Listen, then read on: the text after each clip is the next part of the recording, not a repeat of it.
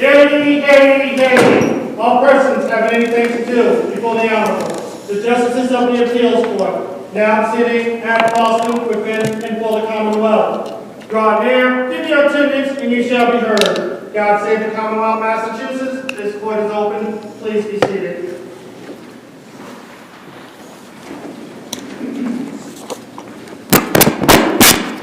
Good morning, everyone, and welcome to the December 12th sitting of the Massachusetts Appeals Court. My name is Mary Sullivan, and to my right, your left, is Justice Hand, and to my left, your right, is Justice Walsh. We will be your panel today. For those of you who have been here before, you know the usual rules, but let me repeat them. Each side will have 15 minutes, and there will be no rebuttal. We will likely take our morning break after the third case. So with that, we can call our first case, which is Commonwealth versus Gomez, number 22P0200. Attorney Miles, is it? Yes, good morning, Your Honors. May it please the Court, Mary Miles for Defendant Pedro Gomez. Before this Court, Mr. Gomez brings numerous arguments dealing with insufficient evidence as to 3 of the indictments and trial counsel's failure to file numerous pretrial dispositive motions. Regarding the sufficiency of the evidence, this deals with the allegations that occurred on November 5th.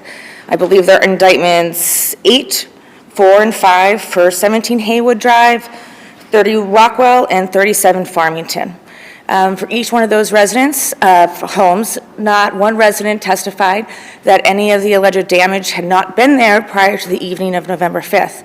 More particularly, for 17 Haywood, the indictment specifically says an attempt to open or did open a screen door. However, the only evidence presented by the Commonwealth as to damage was the K-9 officer's general statement that he noticed damage. Even the pictures that were contained in my record appendix, I believe it was page 97, it does not show any screen door being opened or attempted to open.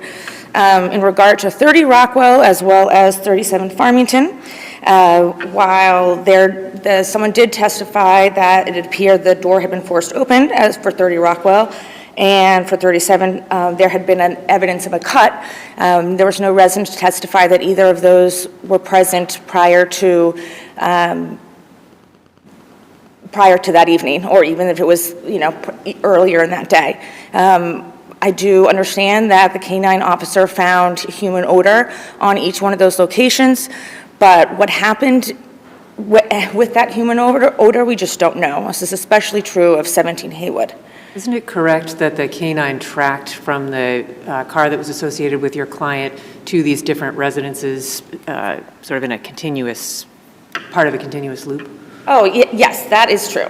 My issue is, though, we're not sure what happened at those homes. None of this evidence is to be deemed fresh or have just happened that evening, especially 17 Haywood, no evidence of any sort of door being opened or anything regarding to what the allegations were that were contained in the indictment. So I would argue that that does not, viewed in the light, the evidence in the light most favorable to the Commonwealth, does not establish that my client made any sort of overact to enter the premises. I would understand the argument if we were dealing with, for example, a single set of fingerprints, and I'm thinking of French in that line of cases. But when you have this loop and evidence of disturbance at several locations, is it then permissible to draw the inference that, and we have the defendant's presence, have we distinguished ourselves at that point from the fingerprint type cases and gotten into a pattern that just isn't coincidence? I think we have a pattern of him perhaps being at those residences and following that track, but any sort of overt act to get into those homes or any attempt to make a burglary, I would say we don't, without the testimony of the residences that this damage is new. Especially with 17 Haywood, the jury received absolutely no information whatsoever about a partially open screen door or an attempt, and that was the allegations contained in the indictment. So I would say that, especially to 17 Haywood, the Commonwealth cannot sustain its burden, and there would be under no evidence of when a presumption could be made that my client made any sort of attempt to enter those homes. All the other indictments included testimony from those residences that they heard something that wasn't there prior or their items were stolen. Regarding many of the other issues, deal with the discrepancies between the police report, the grand jury minutes, and the trial testimony of Detective Cadron and Perry as to the timing of the events of November 3rd. I would say that it is undisputed that the timings of the GPS actual data is off by 1 hour. That is undisputed. The officers, Medway Police, to Sudden email on January 5th, 2016, stated that the GPS device has to be manually updated. As to November 3rd, what is not clear is why those incorrect times were testified to on 2 different occasions and reiterated in a police report incorrectly. Throughout the police report and the trial testimony and the grand jury testimony, Officer Cadron says that in order to follow my client or allegedly follow my client, she has to look at the GPS through her cell phone. Since this occurred on November 3rd, 2 days prior to the change of daylight saving time on November 1st, it is a very reasonable assumption to think that her cell phone in 2015 accounted for daylight savings time. So it begs the question is that if she claims that she followed my client through all these different places at these specific times, how does she fail to account for daylight savings time? I take your point on this, but was there any testimony from Detective Cadron that she relied specifically on any particular timekeeping device, or is it a reasonable inference that she was working backwards from the GPS timeframes, and that's how she came up with the... So in my brief, she does mention in the beginning of her testimony, I believe it was around 7 o'clock on November 3rd, that she had to use her cell phone that contained the GPS tracking device, that she had to follow my client due to his allegedly erratic driving movements. So I would argue that because she was following him via his GPS on the cell phone, and that's what she states numerous times in trial testimony, I would argue that it would be unreasonable for her not to, I would think it would be inaccurate for her to say that, well, nothing updated for daylight savings time. I just didn't realize daylight savings time had occurred. Do we have to accept that the GPS was the kind of correct time? I mean, in other words, one of your arguments, which for me, to be honest, is a little bit of a stretch, is that there was an intentional falsehood by the testimony of the times, right? Are you talking about the grand jury or the trial testimony, or both? Both. Both. So then I wonder, we're all accepting that there was an expert that said, oh, the Eastern Standard Time hadn't been accounted for, but even a broken clock is right twice a day, right? How do we know that she wasn't right in the GPS? Well, that was, so at the motion hearing, I had summoned the expert, and so the trial judge, it was unclear what exactly he ordered for the evidentiary hearing. At the beginning of the evidentiary hearing, he said, I just want to hear from Attorney Larson, however, if those, and then I said, that's fine, but as long as the Commonwealth will stipulate that the GPS data is correct and is off by 1 hour. I mean, that's clear from the January 5th email from Medway Police or Medfield, or I think it's Medway, to Sutton, that establishes that the times are off by 1 hour. I'm not really quite sure. I don't think that was a disputed issue of fact. I mean, so where's the intentional? So I would argue the intentional is that she either didn't follow my client on that night, or she just corresponded her police report and testimony with that of the GPS data, which would then lead me to question her credibility, which would then lead me to think it was just some arbitrary clerical mistake. Why was it not corrected in the police report, grand jury, or trial testimony? If this was such a easy mistake, oh, it was just the daylight savings time, I didn't account for it, my clock was wrong. The trial had gone on for quite a while, the pretrial litigation and whatnot, so I'm unclear as to why that wasn't talked about or cleared up. Well, there was a note in the file by the prosecutor, correct? And then even trial counsel knew about this, but decided not to make hay of it, given the negative consequences that could be occurring that would pin his client right to the location. Yeah, and I don't dispute that. I don't dispute the fact that that GPS data put my client at those locations that Detective Cadron testified to earlier. I would say, given especially the November 3rd allegations, that her testimony and Lieutenant Perry's testimony, or Detective Perry, I can't remember, were the only evidence of my client's presence at that home, anything happening at that home. So I would argue that their credibility would be highly suspect, or the jury would consider their credibility highly suspect if they figured out that somehow these times that they alleged to have seen my client could not have been those times, and somehow those times in the police report got changed or falsified, or however it ended up in the police report. This would allow the Commonwealth, especially as the November 3rd incidents, be the sole purveyor of the evidence, not really allowing for much avenue of cross-examination for defense counsel. So I would find that, or I would argue that that strategic decision was manifestly unreasonable. This issue was very important to my client, especially trial counsel not impeaching the detectives. Trial counsel also failed to file a meritorious motion to suppress. Motion court, as well as trial counsel, said that the second warrant was merely an extension of the first. I think Commonwealth v. Conley establishes that GPS monitoring can only happen for a maximum of 15 days. That's why Detective Cadron had to request a separate search warrant. It is unclear why only a motion to suppress the first search warrant was filed, considering no real inculpatory evidence was gained nor admitted at trial. So Attorney Larson's justification that the motion to suppress had already been litigated is incorrect. While the court in its motion does not address the merits of the motion to suppress, I would argue that much of the affidavit is based on speculation. Insomuch as the first paragraph states that, one of the reasons we might not have been able to put the GPS tracking device on Mr. Gomez's car is there was a burglary in some surrounding town of Worcester. Again, just pure speculation. She goes into more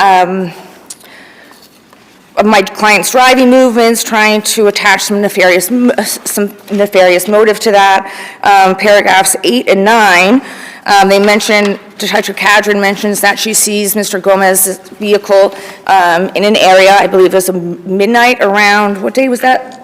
The 10th. And then 20 hours later, someone reported a burglary. And because my client had been there 20 hours previously, that establishes probable cause that GPS, the vehicle should be continued to be monitored. Paragraphs 10, 11, 12, and 13 also just go into my client's movements. No crimes have been reported, just that he drove erratically, and they, for some reason, thought that was suspicious and established probable cause that GPS monitoring was warranted. The Commonwealth then in 14 and 15 mentions that a burglary had occurred, but again, they mention a car similar to my client's, a 1999 Toyota Camry. I would argue it's a very common car. It's not very distinct, and they merely saw a man walk into the woods, didn't identify it as my client. In the last paragraph, paragraph 16, merely mentions my client's entrance into a jewelry store. No information whatsoever what happened when he was in the jewelry store. So what I would argue is that the issuance of that search warrant was not supported by probable cause, and therefore trial counsel was ineffective in failing to file that motion. And in regards to trial counsel's failure to sever the cases, it's unclear why the cases and when the cases were joined. I know the court says he wouldn't have joined the cases without request by either counsel, but there was nothing in the record, nothing in the recordings nothing to indicate why these cases were joined. However, my client feels it's very important that he was prejudiced by the joinder of those cases, and that if they had been tried separately, given the weak evidence of the November 3rd case compared to the November 5th case, he was prejudiced, and he also believes that the modus operandi is not so common as sometimes they allege that he opened a screen door or cut a screen or entered an unlocked door.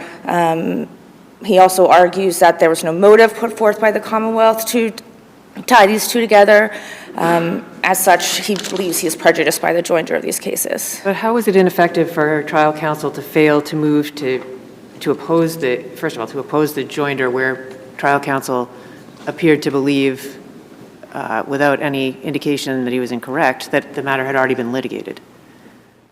I don't know if, I mean, there was nothing in the record. There was no motion to, there was nothing in the record prior to his appointment to say that it had been litigated. So then the judge saying, I wouldn't have joined them. Well, I mean, that was prior. That was, in the motion hearing. But there was nothing in the recordings or in the transcripts or in anything in the docket prior to trial to establish why the cases were joined. So perhaps becoming new counsel, he should have looked at that and decided that my client would have been more prejudiced, or severely prejudiced if he had not severed the cases or if he had tried them together. Any more questions, Your Honor? Thank you. Nothing further, thank you.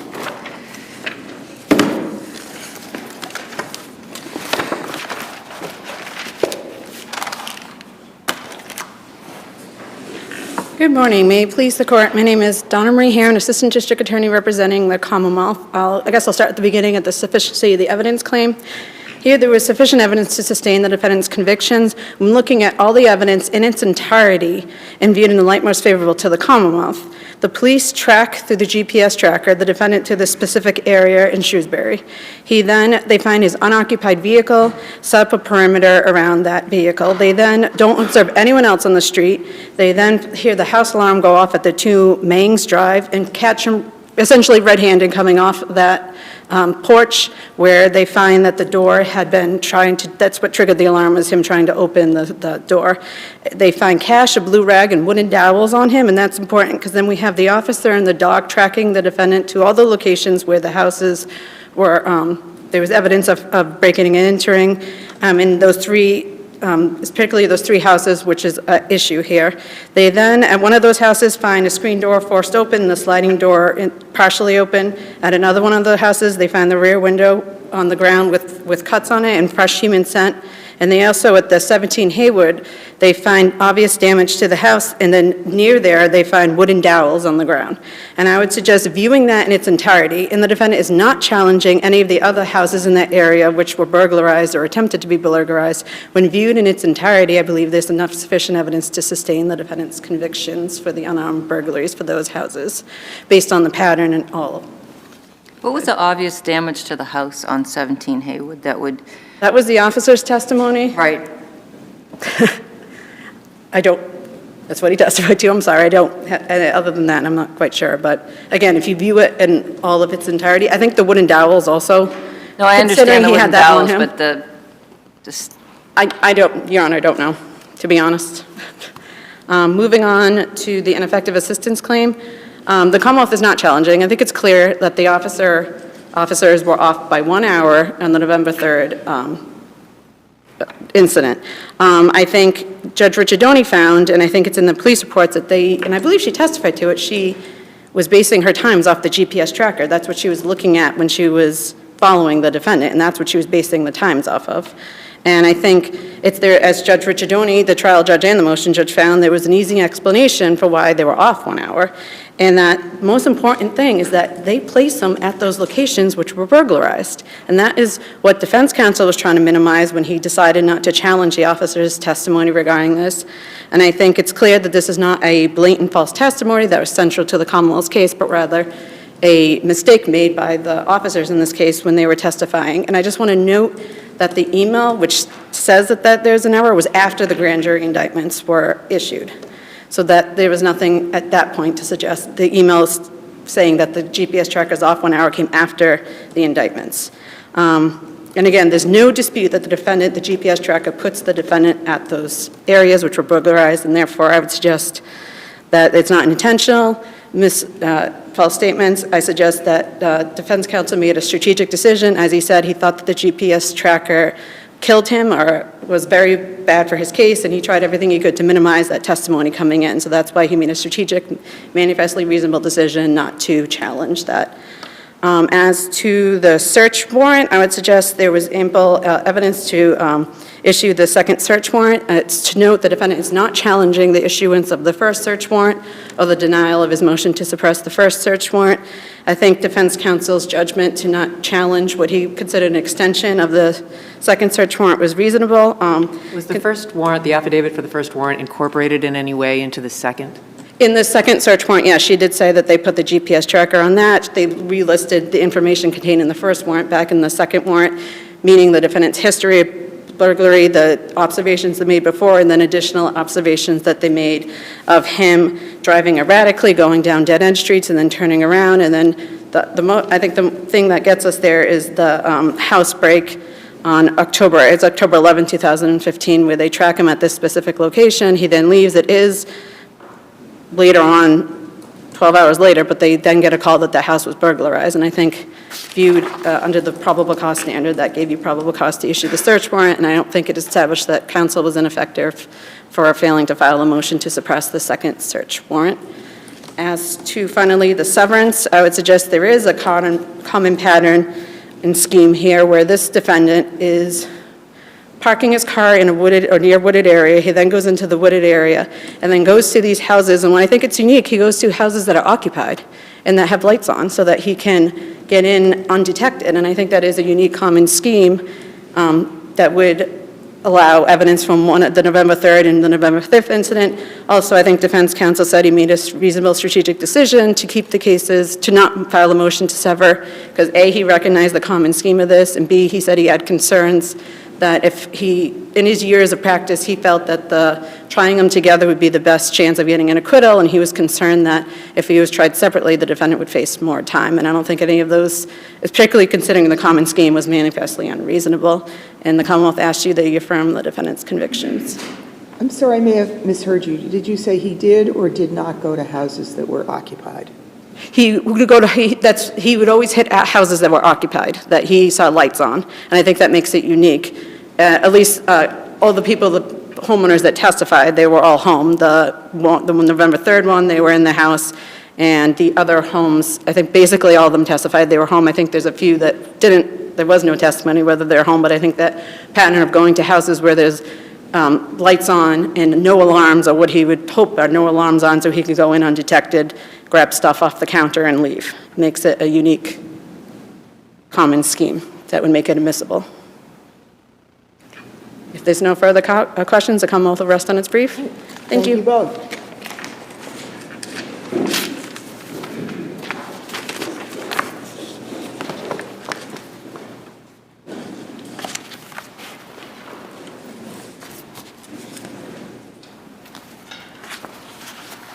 The next case is 21P1066, Commonwealth versus Williams.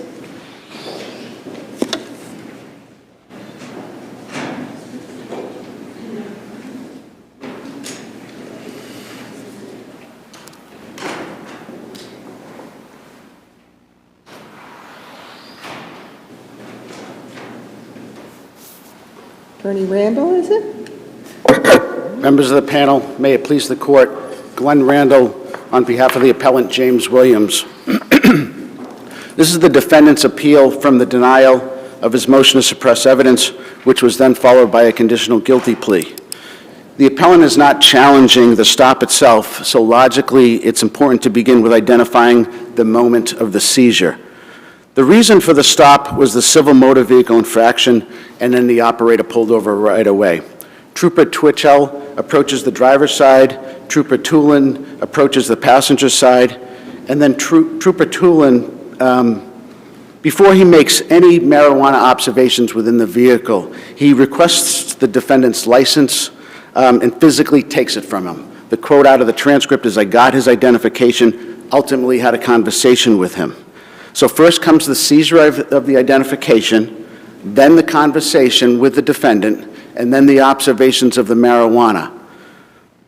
In Commonwealth versus Lyles, the officer requested the defendant's identification and took it from him. I would suggest that's factually identical to the case before the court this morning. And Lyles held that the taking of the defendant's identification constituted a seizure. So I would suggest it's pretty clear that this is the point of the seizure.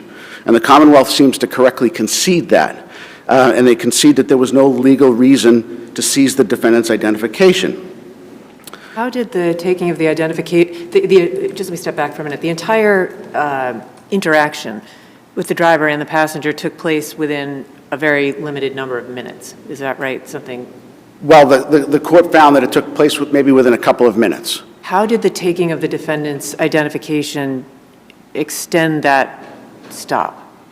Well, it extended the stop because after the Trooper Tooland has the identification in his hand, and I think it's fair to infer that he used a flashlight to look at the identification. After he used that, then came the observations. So then came the observation. They're questioning the driver about the smell of marijuana. Trooper Tooland is using his flashlight, and he sees the bag of marijuana that's in the driver's pocket. He's shining his flashlight to illuminate the inside of the car. Which he's permitted to do, right? Well, that's a separate, so that kind of is on the issue of whether or not it's an inadvertent search, right? And so whether or not he's lawfully, so I guess the defendant's position is that the Commonwealth cites a couple of cases, Ling and Stevens. And in Stevens was a case where it was a parked motor vehicle and they approached it, and then Ling was a case where they had a threshold inquiry. You don't have either of those instances here. You have an actual seizure, and then from the seizure, so it's important to identify the moment of the seizure first, and then whether or not the trooper, whether or not now this is an inadvertent discovery that follows from that. So. But I'm sorry, sorry to interrupt you.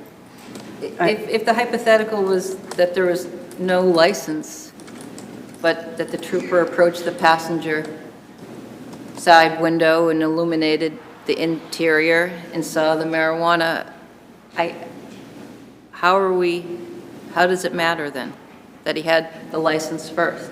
Because you'd agree with me, wouldn't you, that that would be appropriate? So, but first of all, that's not what happened, right? So you have to decide first when there's a seizure. So if you have. Let's say there isn't a seizure. So you've got two troopers in the car, one goes to the passenger, one goes to the operator. And the trooper at the passenger takes his flashlight or her flashlight and illuminates inside and sees marijuana. Is that lawful? So I would say it's more, I would suggest it's a search because of the seizure first. And so I could not find any cases that dealt with simply, I know the Commonwealth cited those couple of cases where you have the officers approaching a parked motor vehicle, and then the defendant in Stevens, he had a black object in his hand that they were illuminating, and then the Ling case talks about when you have a threshold inquiry. Here you don't have either of those. The purpose of the motor vehicle stop, and I think it's important to recognize this, is the tail light, right? The light's not being back, the light's not being on. So that's the purpose of the stop. Why is the trooper asking for the defendant, who's a passenger in the car, for his identification? So that's completely not permissible. And so that's where I think that's where the distinguishing facts come into play. And I cut you off on my own question, for which I apologize. No, that's fine, Your Honor. But my question was, how did if we accept for the purposes of argument that taking your client's ID was not appropriate, how did that extend the stop? Well, it does extend the stop because you're asking the defendant for his license, right? So he takes his identification. That, by definition, extends the stop. You're not focusing on the driver and the reason for the stop on that aspect. You are now conducting an independent investigation with respect to the passenger. It extends the stop because, and Trooper Tulin, who's on the passenger side of the motor vehicle, he's extending the stop. He's shining his flashlight onto the driver. What does that, or into the driver's pocket? What does that have to do with issuing perhaps a citation for the reason for the stop? It has nothing to do with it. You're searching for something, consistent with the smell of marijuana. That's what they're doing. They're delaying the stop, and they're extending the stop, and they're now conducting a criminal investigation. They're shining the flashlight. Excuse me. How is the fact that they took the ID causally related to the sweep of the car with the flashlight? In other words, let's say that from the moment they stepped up to the car, they intended to see what they could find in plain view.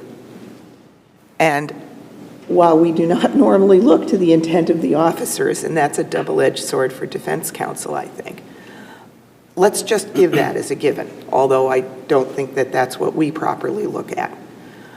And this relates to both of my fellow justices' questions. If that was what they meant to do from the moment they walked up, why does it matter if they took the license? How is that causally related to seeing the object in plain view? Well, number one, there was no evidence that's what they intended to do, right? You could just say a reasonable officer smelling what they say they smelled might run the flashlight over the car. Well, I think the Commonwealth would have to establish that during the motion to suppress hearing itself. And this is an intervening event, right? So this stops really the inquiry. So the seizure of the license, this changes the entire scope of the motor vehicle stop into a seizure. You have, right, so the hypothetical is a very, very, very different fact pattern. So once they ask for the license, that's the seizure. So that the Commonwealth doesn't get to alter the timing of those facts, because that's a very, very significant fact. And so when you talk about what flows from it, right, so the observations flow from it, the seizure flows from it, under the fruit of the poisonous tree doctrine. And, Frederick is I'm just going to quote this one quote. You're saying that once the quote-unquote search begins, there's no plain view exception anymore? Are you saying that the plain view is tainted? I am saying that it was tainted, and it's the Commonwealth's burden to establish that it was sufficiently attenuated from the taint. And so the cases say that... Doesn't plain view normally get you that attenuation, though? Not in this... That's what's confusing me about your argument. Not under the facts of this case. Okay.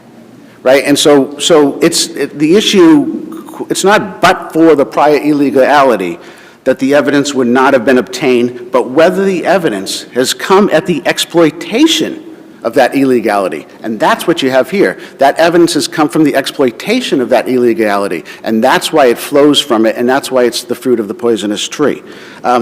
Because the Commonwealth doesn't get to change the timing of how this unfolded. But does it come at the exploitation of the taking of the license, or at the exploitation of the stop? And who gets and is that a question of fact or law? It comes from the exploitation of the taking of the license.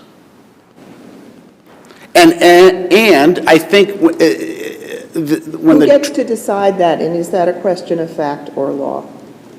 It's a question of law, and it's a question of law, I would say. And the motion judge, when he made his findings, indicated that these observations occurred after the seizure of the license. So he does indicate that, and I think the Commonwealth concedes that as well. Now, as you were asking about the seizure identification, it's related, but it's somewhat distinct from the issue of the plain view, right? Because under the plain view doctrine, the police must be lawfully in the position from which they view the object. And so I would suggest that Tulin was not lawfully in the position because he illegally had obtained the defendant's identification. Then he made the alleged observation. So he's not in a lawful position. And then Article 14 also requires that the police come across the object inadvertently. So in other words, if They ask for the driver's registration, the driver opens up the glove box, and then they see something in the glove box. I would suggest that's an example of something that would be pretty clearly inadvertent. But when you illegally seize the defendant's identification, then use a flashlight, what does looking on the back seat of the floor have to do with the reason for the stop? Nothing. So I think you can say then that it wasn't inadvertent. He was specifically looking for something, and so I think that's the first piece of the analysis that the Commonwealth has to overcome before you move on to the probable cause analysis. And so I would suggest to the court that in this case that there was no probable cause that the defendant was in either actual or constructive possession of the marijuana that was on the backseat floor. Therefore, the exit order, the statements, and the subsequent search are fruits of the poisonous tree under this analysis. As an example, in Commonwealth versus Pridgett, the court said that because there was no probable cause to believe the defendant knew that the motor vehicle stolen, the defendant's arrest was unlawful, and his post-arrest statements were lawfully suppressed, right? So that's another what flows from it. So if there's no probable cause to arrest the defendant, there's no probable cause to ask the questions of the defendant, and then there's no search, there's no lawful search that flows from that. So where the defendant is not in actual possession of the marijuana, the Commonwealth obviously has to establish constructive possession, which requires knowledge, not only knowledge, personal knowledge, and then also the ability and the intention to exercise dominion and control. Probable cause is required that the defendant had personal knowledge. The knowledge has to be personal to the defendant that the marijuana was on the backseat floor. And in this case, the evidence of smell give you the knowledge aspect? It does not, because for a couple of different reasons. Number one, the court made no specific finding as to where the smell came from. So there were a couple of different sources of marijuana that were in the vehicle, and all of them had to do with the driver, the operator, the lessor of the motor vehicle. So the bag of marijuana that was in the defendant or in the driver's pocket could have been a source of the smell. The marijuana that was in the driver's sweatpant pocket could have been a source of the smell, or the amount of marijuana that was in the console near the lighter could have been a source of the smell. And there was no separate finding. There was no source. There was no finding from the motion judge itself where the smell of the marijuana came from. Given the judges crediting the trooper's testimony about where and under what circumstances they smelled the marijuana to begin with, that is to say outside the car and potentially into their own car, is it reasonable to assume that or to understand that the amount of marijuana found in the smaller 10-gram or so packets wasn't enough? It's with all due respect, that's not reasonable for a couple of different reasons. Number one, the windows on the suspect car were completely rolled up. So just assume that the judge found that was correct. Put that aside. If the strength of the odor was such that he believed that to be the case.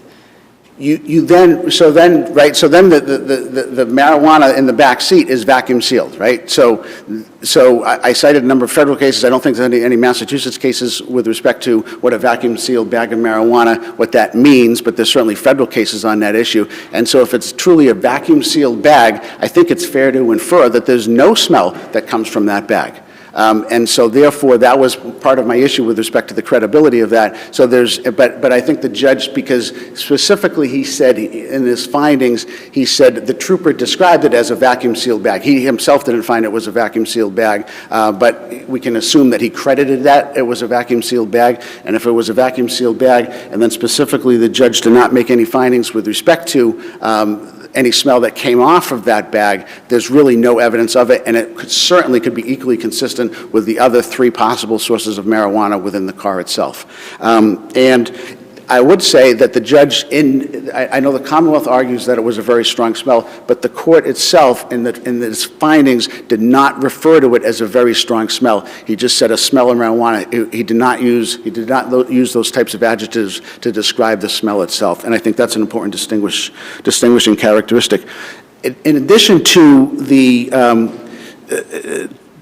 knowledge element, it's also important that you have the intention to control it, right? So there's, even if he knew that it was in the backseat, and I'm not conceding that he did, the Commonwealth still has to prove that the defendant had the intention to exercise dominion and control, and that, there's cases like such as Romero that says that, that the presence alone without more is insufficient to establish dominion and control. I would also suggest that there were no so-called plus factors in the case, which could serve to tip the scale, and I think the plus factors are particularly important here. He was not the owner of the car. He was not the operator of the car. He didn't control the car. There was no connection to the motor vehicle. He wasn't the sole occupant of the motor vehicle. He didn't exhibit nervousness. He didn't make any statements. He didn't demonstrate any type of gestures. He had no contraband on him. So all those other types of plus factors I think are missing in this case, and there was no evidence as to how long the defendant had been in the car, how he entered the car, did he get into the car at the same time as the operator. All those types of other plus factors that the court could potentially look at are missing from this case. And so for all those reasons, I would respectfully suggest that the stop and the seizure of the identification, what flowed from that, and then also the issue with respect to the probable cause, warrant the suppression of the evidence. Thank you very much. Thank you. Go over a little bit. Thank you. Thank you. Attorney Lee. Good morning. May it please the court, Mary Lee, Assistant District Attorney from the Bristol District for the Commonwealth. I want to address the defendant's first issue where he talks about the judge making an error based on the believability or credibility of the officers. The weight and credibility of the evidence is not an issue to raise on appeal. The judge is the fact finder on that. The defendant relies on a civil case, Springgate, to say that it's proper to address that issue with this court, and I would point to the Demoulas case cited in my brief where the Supreme Judicial Court said that Springgate was a clear error issue. So the defendant has to point to a clear error in the judge's findings in order to show an error for the judge's findings and not based on the credibility of the officers. And the defendant claims that the stop was extended, and it wasn't extended specifically in length. It couldn't have been extended. The whole thing was 2 minutes. It was 30 seconds to a minute before they spotted the bag in the back. The driver's license and registration had not yet been obtained. The reason for the stop was the lights being off on the car. He had not yet been cited, and the officers had not decided whether to cite him for that or whether to just do a warning. The driver was not wearing a seatbelt, and they had not yet decided whether to issue a citation for the seatbelt. While the driver is talking to the trooper at his window, he notes that it's a rental car, and he didn't know how the lights worked and made the lights go on at that point. And the defendant had claimed, at least in the trial court, that that's the end of the stop. And obviously, the officers have to make a decision whether to issue the citation and make sure that he's properly licensed to drive. So there's no extension there. And while he's getting his paperwork, the driver, the trooper at his window, notes the smell. The officers said they could smell the marijuana before getting to the car. One officer said that he could smell it while he's still in the cruiser, and made mention of it to the other trooper. The other trooper didn't recall any conversation about it, but he smelled it before he got up to the car. So this is a heavy odor of marijuana that they're smelling, and he asks the driver about it. And the driver takes out marijuana in the pocket closest to the trooper at his window. Meanwhile, on the other side, during that same time period, the second trooper is with the defendant, who's the passenger, and he gets the license from the passenger. Commonwealth versus Washington, he's not supposed to do that. The passenger has not given any reason for cause to take his license. But then he is hearing the conversation between the driver and the trooper at the driver's window, and he can see that there's marijuana on the other side that the driver has not disclosed, which is an important factor, that the driver is not being completely forthright. And then he's using his flashlight, and there's more marijuana in the console, which has not also been disclosed during that conversation. He doesn't do anything with this identification. He doesn't go run the identification. He doesn't recognize the name of the passenger. He's not thinking of bolos that are out there or trying to connect this with other information. He doesn't do anything with that license, and therefore nothing flows from that license. And that's why the Commonwealth says there's no exploitation of the wrongful taking of the identification under Federic, and that this isn't fruit of the poisonous tree because nothing is resulting from it or flowing from it. When do you say either trooper saw the marijuana in the back seat, and when do you say the judge found the troopers saw the marijuana in the back seat? So the license is first. So conversation about marijuana with the driver is going on, and license has been taken from the passenger. Paperwork has not yet been gotten from the driver. That's when he uses the flashlight, trooper at the passenger window, defendant's window, uses the flashlight, sees the 2 pieces of marijuana that have not been disclosed by the driver, and then he pans into the back seat, and it's on the floor of the back seat. The judge's findings say back seat. The parties, during their testimony, had said back seat. The 2 troopers were clear that it was on the floor of the back seat. I think the use of the word back seat is the colloquial term for the back seat area. I don't think there was any confusion by the judge that this was somehow on the seat as opposed to the floor of the back seat. Once they both see the marijuana on the floor of the back seat area, both troopers took credit for, like, that's the decision I made to arrest the person. The defendant calls that inconsistent. One of them said he was trying to give a signal to the other, whether the signal was ever seen or not. Both of them decided they were both arresting both passengers as soon as they saw the package. And that's because the package is big. And it's described in cross-examination by one of the troopers that it's about the size of an 8.5 by 11 manila envelope. We don't have any evidence as to the thickness of it, so we just have how it looks on the floor. It is not covered. It's described as vacuum sealed. The judge never found that it was vacuum sealed. He said the trooper described it as vacuum sealed, and I take from that the colloquial term of you can see through it, because both of them said they could see leafy vegetable matter, and that's why, combined with the smell, they thought it was marijuana. And both of them estimated that it was about 16 ounces, which is 16 times the legal limit for one person and 8 times the legal limit for 2 people. So at that point, they do have probable cause to arrest somebody. I'll get to the probable cause issue in a minute. And so I would suggest that evidence shows they're allowed to use the flashlight. You can approach a car at night and use a flashlight to see inside it. That's Ling, Stevens, Dulett. That's permissible. And the taking of the identification doesn't change the fact that they're standing at a car and able to use a flashlight in it. Just because they have one officer has improperly taken someone's ID doesn't mean that he's illegally standing there or no longer permitted to use the means that all other troopers and officers can use in these circumstances. And that doesn't extend the scope of the stop either. I would suggest the reasonable inference from these facts is that he's panning into the car looking at the backseat area because he's seen the other marijuana and because of the heavy odor of marijuana. And I think that's what you can draw from the judge's finding. You had asked me what the judge found.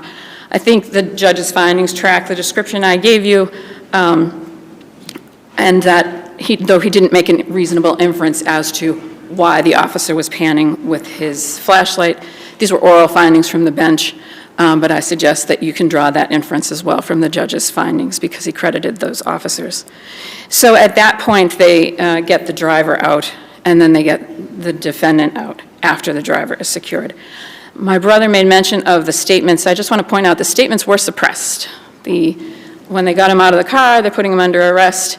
They did not give him Miranda. They asked if he had weapons before they pat-frisked him, and he told them where the gun was. And they got the gun from him. The judge suppressed the statement, but he did not suppress the gun because it was a proper search incident to arrest. I think you can take that as an inevitable discovery. They were not going to let him into the cruiser without pat-frisking him anyway. So the gun's not part of our analysis on probable cause, and it's not... It doesn't have anything to do with any illegality. They were properly pat-frisking him before they put him into the cruiser for their own safety, so the judge is correct on that. And so that gets us to probable cause. Do we have probable cause for this defendant? So what we have here, we have to show notice. I think the heavy smell of marijuana shows he knows there's marijuana in the car. everybody knows there's marijuana in the car because the police can smell it, at least from their cruiser or getting out of their cruiser. Odor is not enough to show the illegal possession of marijuana. That's what Kitchings has been overruled. But that doesn't mean we ignore the fact that a person walking down the street smells marijuana. They know marijuana is present. A person getting into a car that stinks heavily of marijuana knows marijuana is present. So that's the first thing we have notice. Now we have a large package, 16 times over the limit for one person, 8 times over the limit for 2 people. It is uncovered. It is in the back seat area on the floor, and the marijuana is visible through it.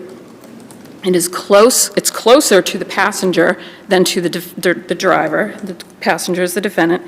It's within arm's reach, and under bienvenue, that was a driver who was not the owner, was next to the console where drugs were secreted. You don't have a smell in that case. I believe it was cocaine. That was wrapped in a packaging in the console, and that was sufficient after trial. Here we have a guy who's right in arm's reach. It's right behind him. And I cited the cases in my brief. I think Indrasano is one of them, where the court acknowledges that people can reach behind their seats.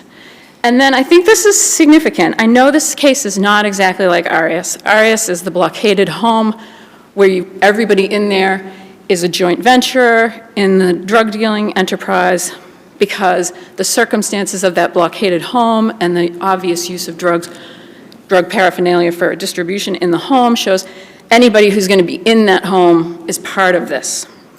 But I think that analysis is helpful here.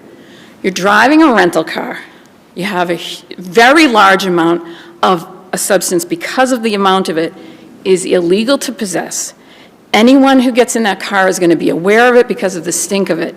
You let someone else in that car who's your passenger, or maybe you get into the car together, and you're not putting that in the trunk. You're not covering it up. You don't have something to hide the smell. You haven't sprayed Febreze.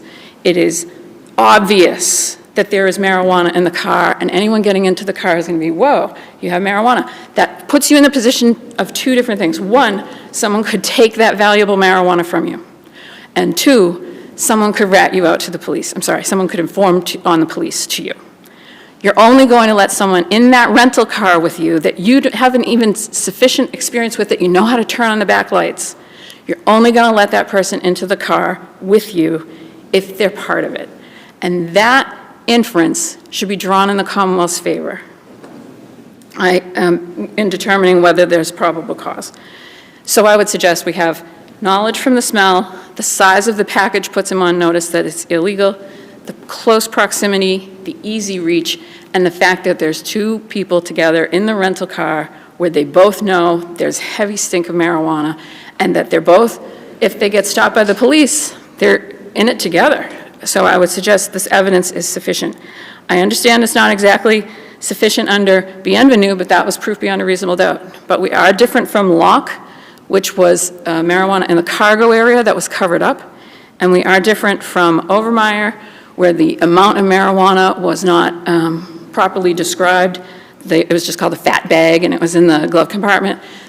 Each officer testified they thought it was 16 ounces, and then later at the station it was weighed, and it was 16 ounces. So where do you get the inference for the Commonwealth if, for example, it's a 50-50 proposition that it's just a trusted but innocent friend who's the passenger, who knows about the marijuana but has no stake in it, but is someone who isn't likely to rip you off?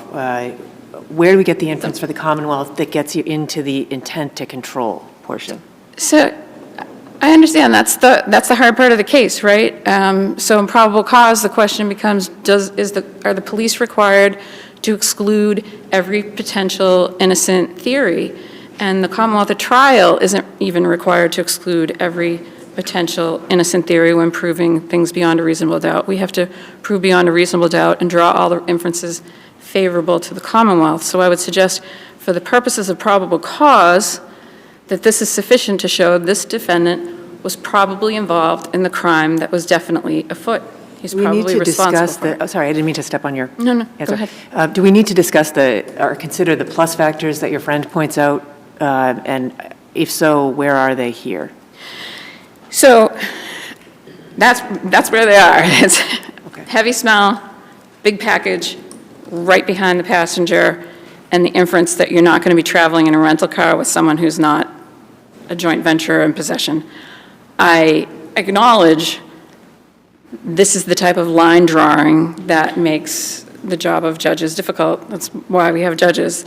I think the judge here, Judge Hussain, thoughtfully considered all the evidence, and he found that the evidence was sufficient to support that finding of probable cause for arrest, and I would ask this court to affirm that and do so as well, because he was focused more on the size of the package. So I would suggest the factors those are all the factors. I didn't hide any from you in my brief. That's no surprise factor.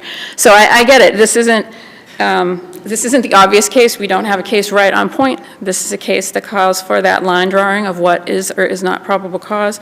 I've described the standard for probable cause on page 48 of my brief, and I respectfully suggest that this is sufficient for probable cause for arrest.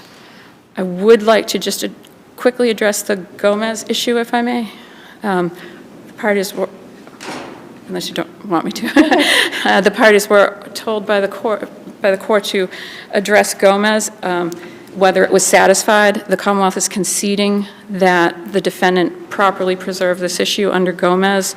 The Commonwealth agreed to it, signed off on all the papers. There's been a superseding document, and so not just ethically, but in terms of doing the right thing, I think the defendant has preserved his Gomez issue, and I'd ask the court to find that it was sufficient, and in any event, under specific performance, he'd be entitled to have this appeal. If there are no other questions. Right at the 0 mark. Thank you. Thank you very much.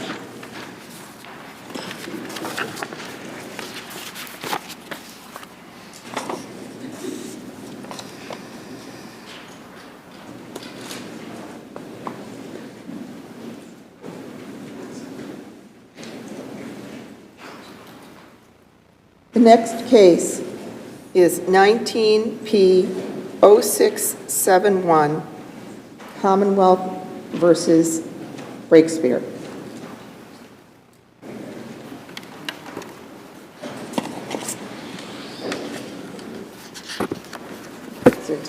Attorney Ganguly, is that the correct pronunciation? Yes, Your Honor. Good morning. Tara Ganguly for Mr. Breakspeare. Your Honors, the 5 counts, the 5 convictions for assault with a dangerous weapon in this case really turns on how far this court wants to extend the doctrine of transferred intent. Most of the cases that deal with transferred intent, Commonwealth versus Melton and Commonwealth versus Oswaldo O, which I cited in my brief, there was as far as we know from the cases, there was an intended victim. We don't actually know who the intended victim was from Mr. Breakspeare's single shot into the open air in this case. I'm not disputing in any way that any of the statements that he made beforehand regarding his intent and his, not his intent, but his excitement in using these weapons, but he shot one shot into the open air in the dark in the summer. He didn't know where any of the 5 officers were standing in and around the house and the neighborhood at the time. So, although under Melton, situations where the defendant's conduct harms a person other than the intended victim is the doctrine of transferred intent, we don't know who exactly he was aiming for. He kind of shot this firearm randomly into the air. He's very excited. He's very angry, obviously. But he doesn't know where anyone is standing. So I don't see how this is the same as Melton, where the defendant shot a single shot into an enclosed space of a car. That seems very different to me than shooting into the open air outside in the dark. Well, this, oh, sorry. Go ahead. So in this case, one of the police officers shouted to your client, and the shot was then directed, at least from the evidence, in that same direction. Isn't that correct? It's not as though he shot straight up into the air. I don't think it's perfectly clear from the evidence. I believe it was Officer Hurton who shouted, "Justin, put the gun down." And I don't think it's clear from any of the officers' testimony that Mr. Breakspeare then turned directly to where the sound was coming from and shot. He certainly shot. It would be a permissible inference since one of the officers testified that he could feel the bullet whizzing by.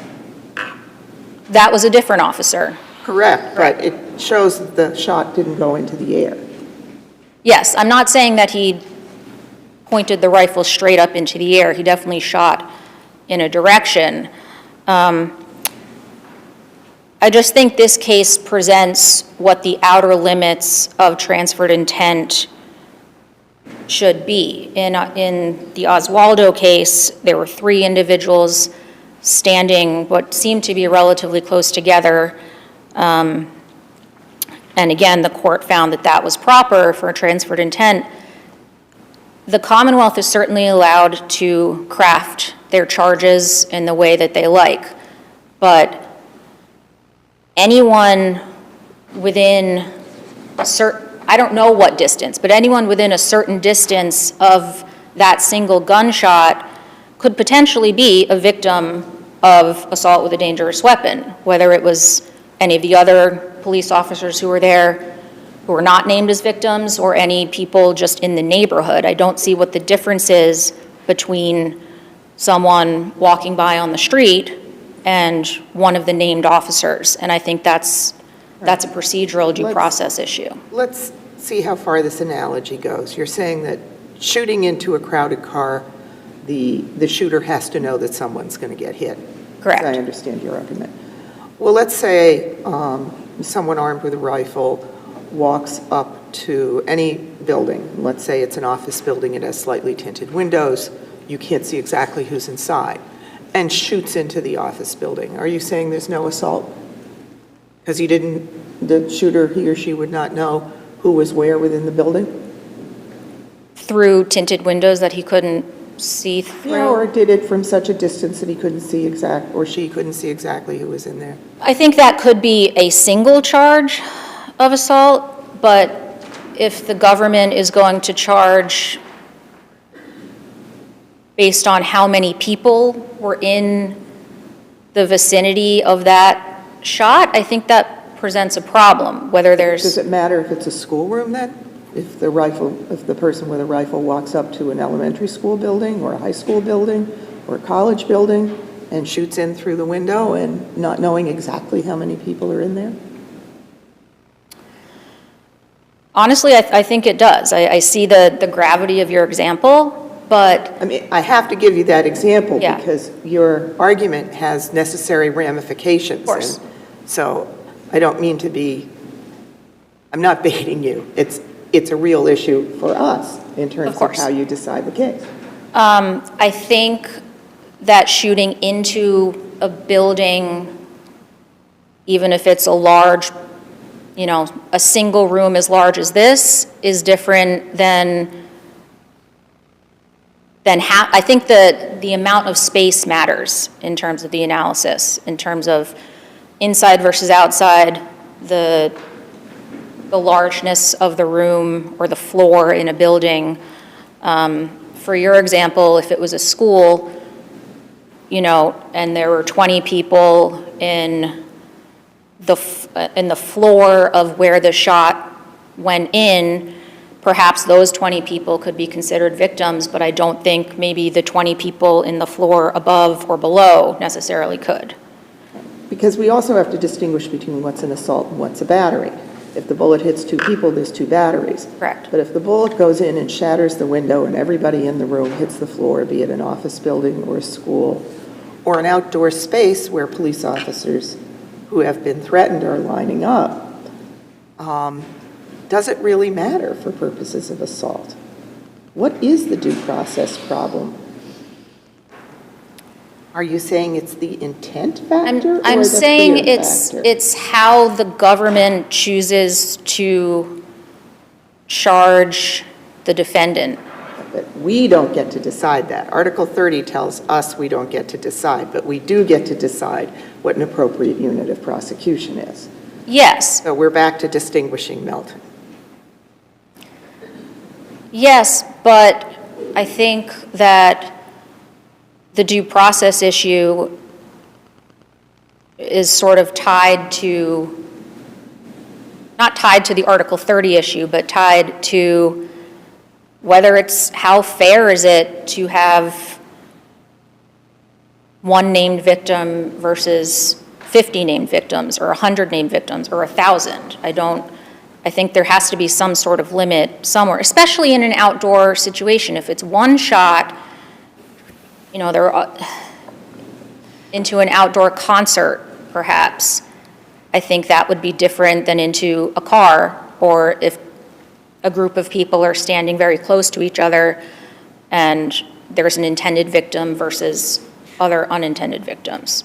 I think there has to be a limit somewhere. To that point, does it matter to our assessment that there was evidence that there was a universe of intended victims who were the police, and that there was evidence that there may have been an attempt to fire more than one shot? Does that matter? In terms of the racking sound? Right. They're two separate questions. I think it would have been more fair for me to break them down that way. Could you actually could you? So first, with respect to the defendant's, the evidence of the fact that the defendant was intending to take out as many police officers as possible. And that's, yes, that's certainly what he said. But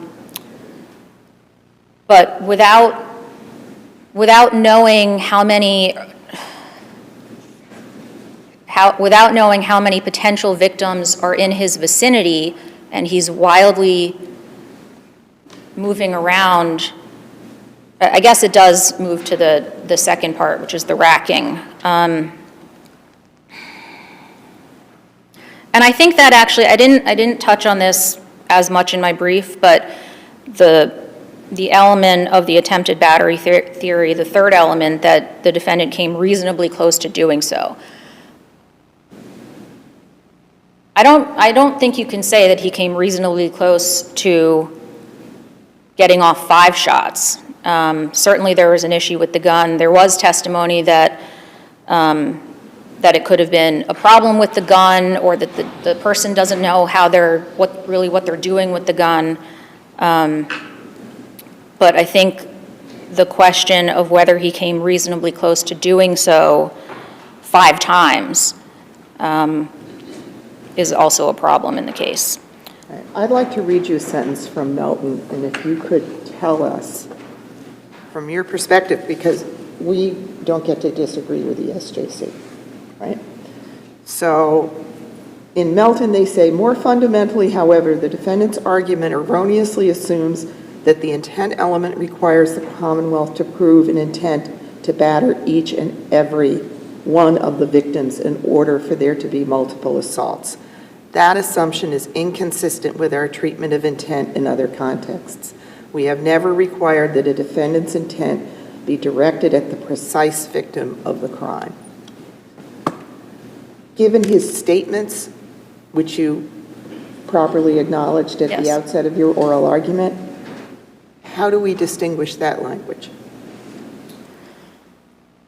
I think I have to go back to the issue of, could there be 1,000 named victims? You know, could he have, yes, he doesn't have to intend the assault onto every named person in the indictment, but he has to, I think he has to intend something more specific than just one shot into the dark to accomplish crimes against an unknowable number of people. You know, if the Commonwealth had charged, and you know, this is their prerogative, but if they had charged 20 other named victims for this crime. Because those people heard a single shot in their neighborhood. I wonder if the court would have my gut is that the court would have a problem with that. But obviously that's not our case here, but I think there's a line to be drawn somewhere. I'd like to cover my second issue briefly. The defendant's wild statements on the recorded jail line. I'm not saying the Commonwealth can't put in an excessive amount of evidence to present their case, but I do believe that the statements that he made crossed the line into unfair prejudice. Most of his convictions that carried his major sentences had to do with the firearm charges.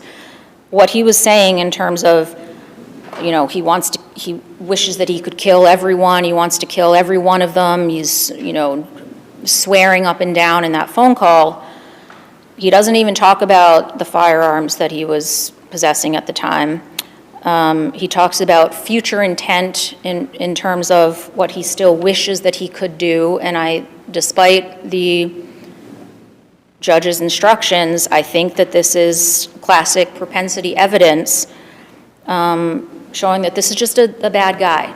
And as much as everyone may think that, that's not the way that the law is supposed to work, and that's not the way that juries are supposed to evaluate evidence.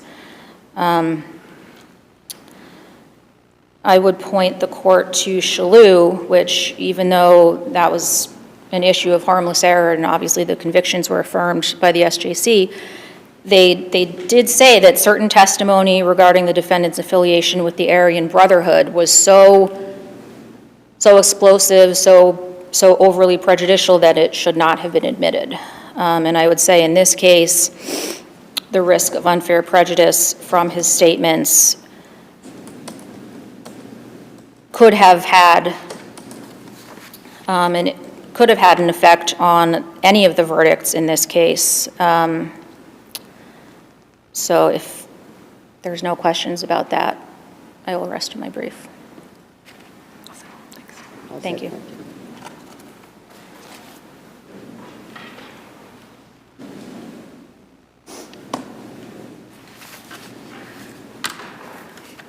Good morning. May it please the court. Hallie White-Spate, Assistant District Attorney for Middlesex on behalf of the Commonwealth. First time in a while not seeing you through plexiglass, and it's nice. With regard to the sufficiency issue, this case is controlled in all material respects by Commonwealth v. Melton. The defendant expressed a specific intent to, quote, take out as many police officers as he could. He is observed when police arrive, and he knows the police are there. They've been to his restaurant. More than one officer was at the restaurant. He hears a police officer say, put down the gun, Justin, or show us your hand, Justin, or whatever, if there's some lack of clarity about what exactly the officer said. He drops to one knee, points his weapon in the direction in which 5 police officers are arrayed. And the fact that he doesn't know exactly how many there are, the fact that he doesn't know exactly where they are is irrelevant. His intent was to quote, and it's very clear from his own words, to take out as many as he could.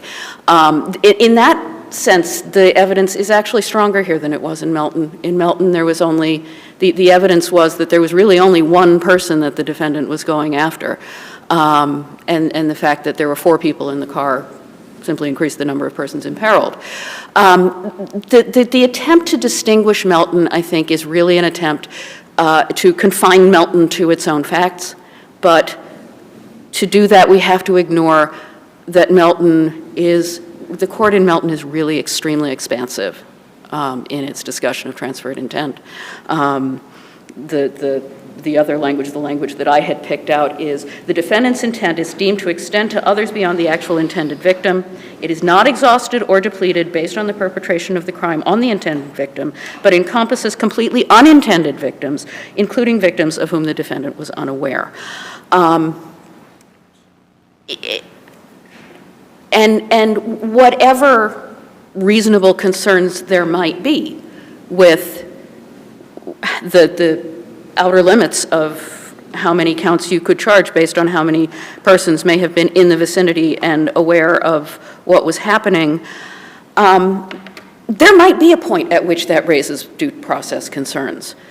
But to premise that argument in this case based on the number of victims that could have been named and weren't, I think is not a winning argument, where the Commonwealth, I think there were even more police officers than the 5 who were named as victims and separately charged here. There was at least one other officer, Balducci, who I think was in the cruiser and sort of coordinating events.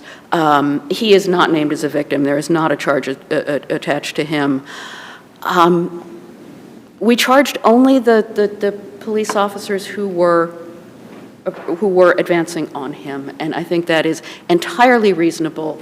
Where we don't know exactly where the shot landed. We know he was trying to fire more shots. He's racking repeatedly. There are a number of live rounds on the ground next to the spent shell casing. I think that is well over in the light most favorable to the Commonwealth, is well over the reasonably close to accomplishing element as well. And also, this didn't become clear to me until I was preparing for this argument. The defendant appears to think that all 5 of the charges should be vacated here, and I think that's just absurd. If this court were to agree that he couldn't possibly have intended or come reasonably close to battering all 5 of the officers, which obviously the Commonwealth does not concede, even if you were to agree with that, surely there is one ATW here for the one shot that he did get off that an officer heard whizzing past. So there is absolutely no basis in fact or law to vacate all 5 convictions.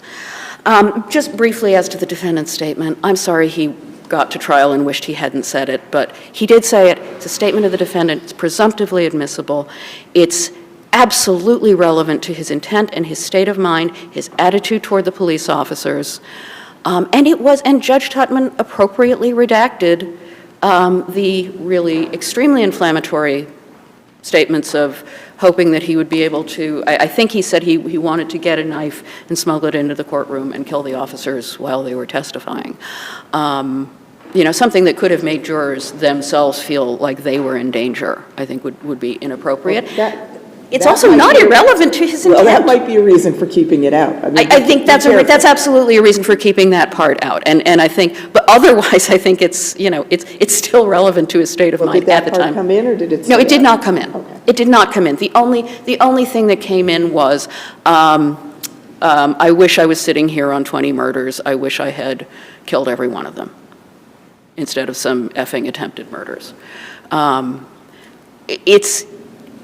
It's relevant, it bears on his state of mind, and frankly, given that he was charged with armed assault to murder, and was acquitted of those charges, suggests that the jury appropriately understood, and possibly didn't give it that much weight.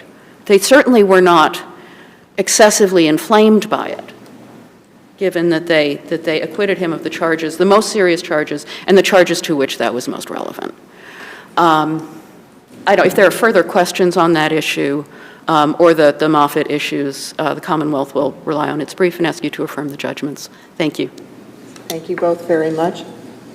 We'll take our mid-morning break now, and we will be back a little around 11:10. Hold on, right, please.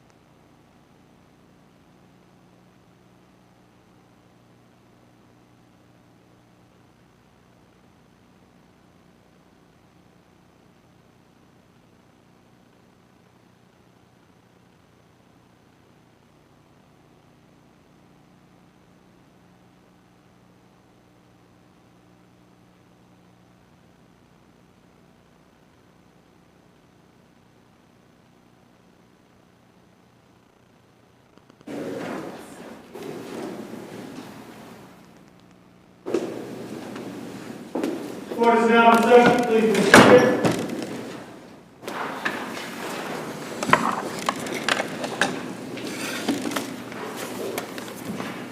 Hello, everyone. We have resumed our December 12th sitting. The next case is Department of Children and Families versus Mother and Another. I will remind everyone that this is an impounded case and we're not to use proper names. Thank you.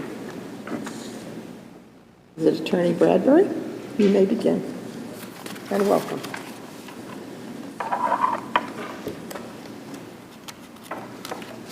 Good morning to the panel. May it please the court, Erin Bradbury for the appellant mother.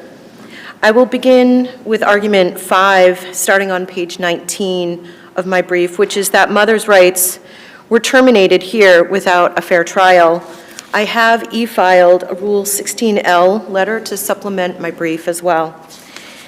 In this case, mother's lawyer did such a poor job of defending her that it amounts to a constructive denial of counsel.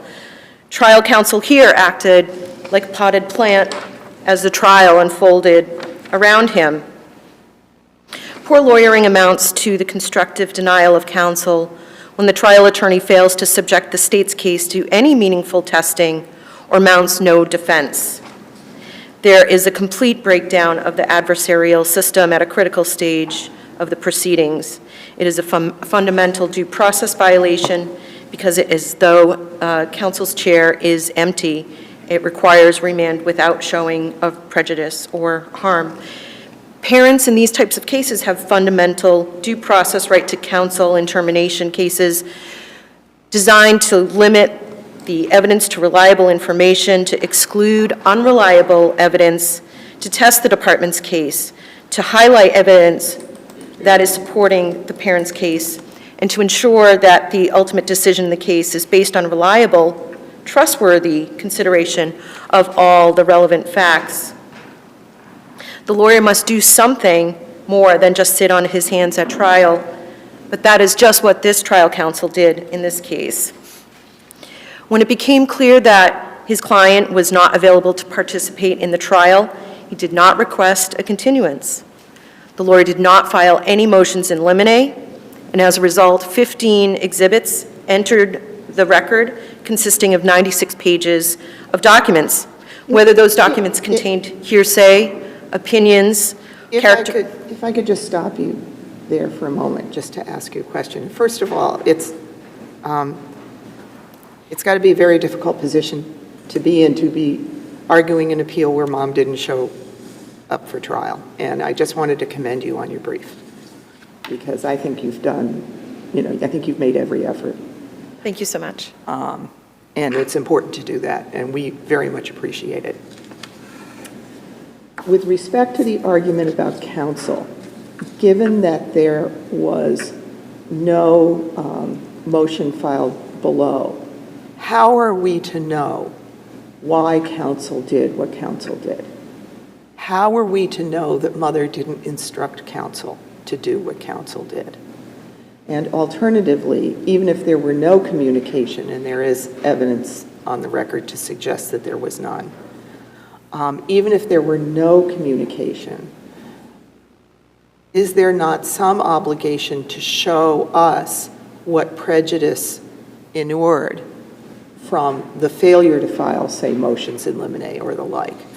What is it under adoption versus Luke that was in evidence that shouldn't have been in evidence? Or what is it that could have come out that should have come out? Or what did come out that was so prejudicial that we should disturb this result? So it's a compound question, but take your time. So mother, there's no information to support a finding that mother instructed her lawyer to do nothing at trial. If she Yeah, had but my point is that we don't know, so you're asking us to reverse. And when there's nothing there, what do we do? If mother had instructed her attorney to concede unfitness, to consent to the adoption, to not make or advance any arguments towards visitation, he likely would have stood up at the beginning of the case and told the judge about that, or tried. Maybe not. Depends on what she may or may not have told him. to do.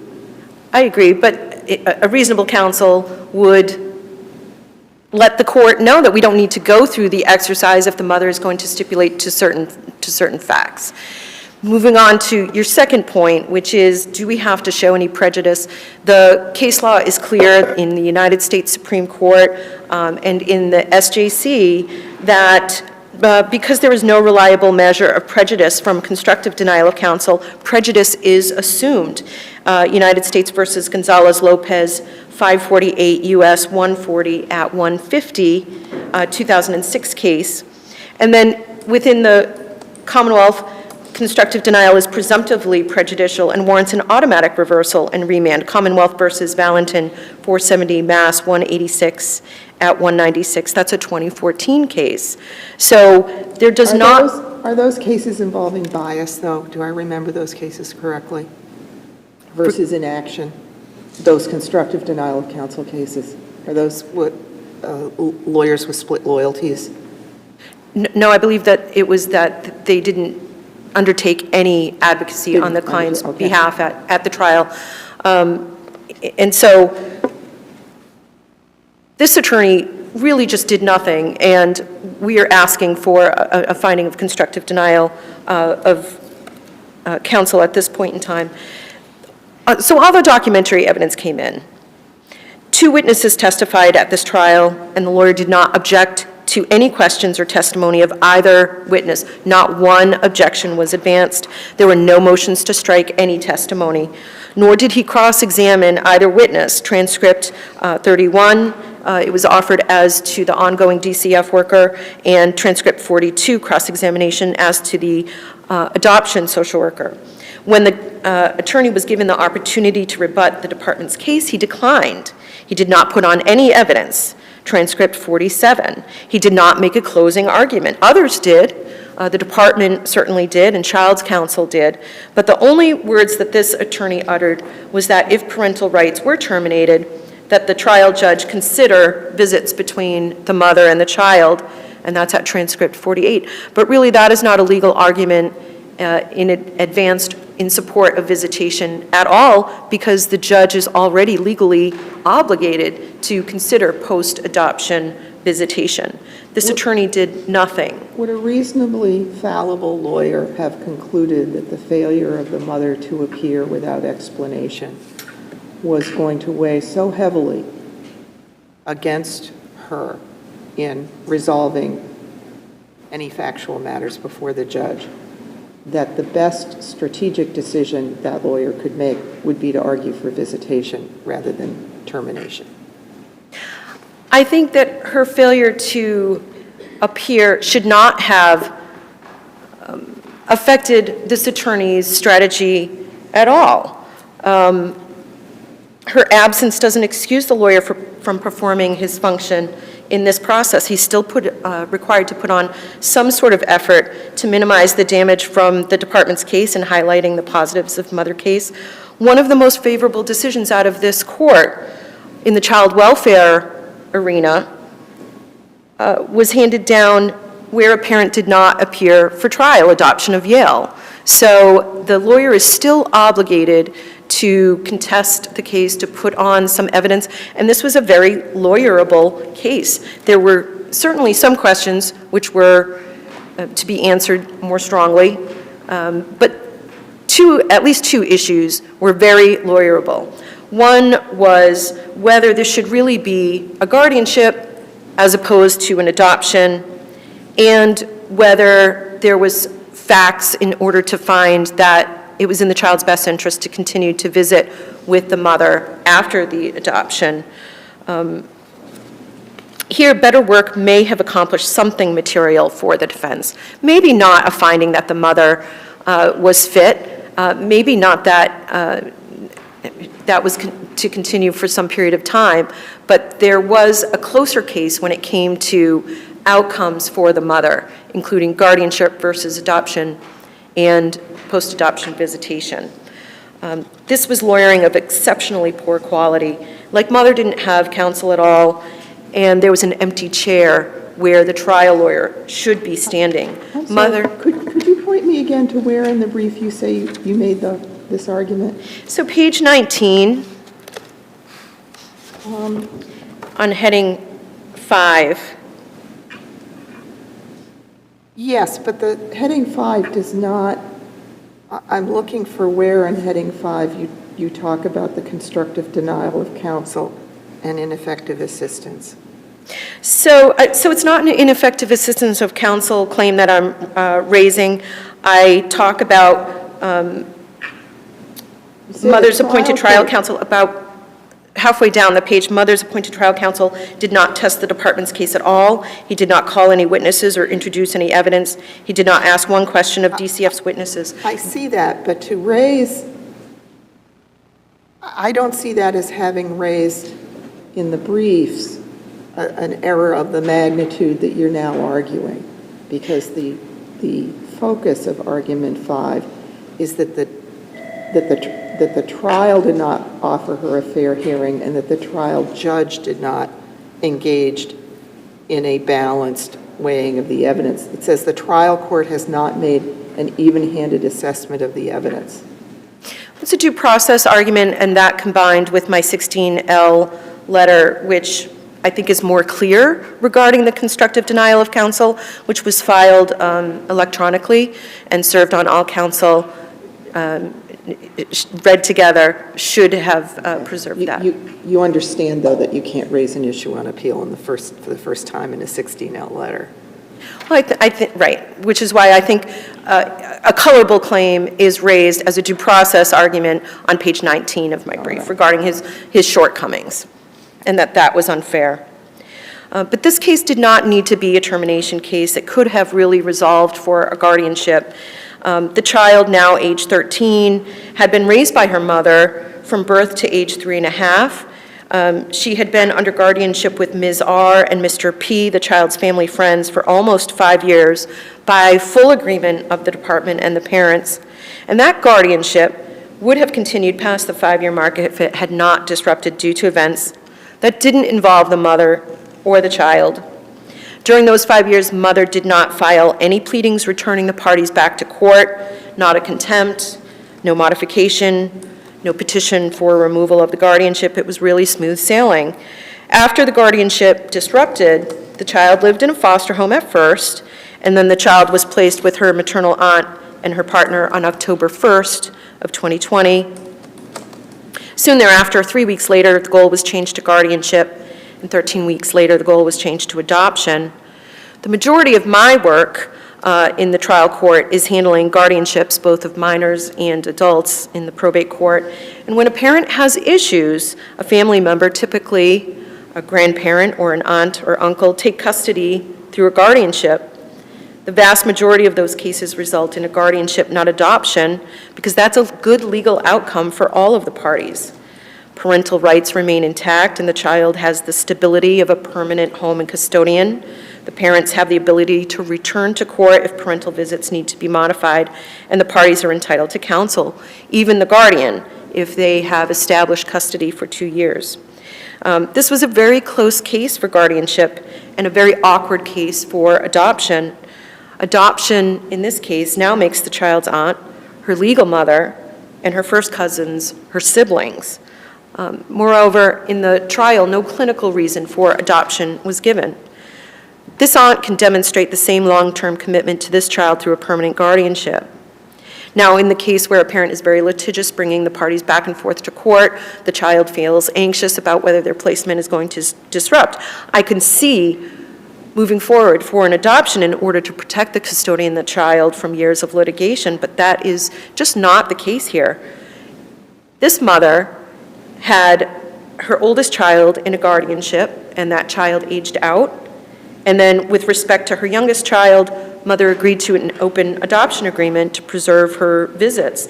These are reasonable steps to take when you have issues that get in the way of your own custody. And DCF has not demonstrated any reason why adoption is necessary for this child. Guardianship would have met the parties' needs without terminating parental rights, and it was an abuse of discretion to allow the department's adoption plan on these facts, especially where the mother had periods of improvement and the adoptive parent is family. If there are no further questions, I'll rest on my brief. Thank you. Thank you.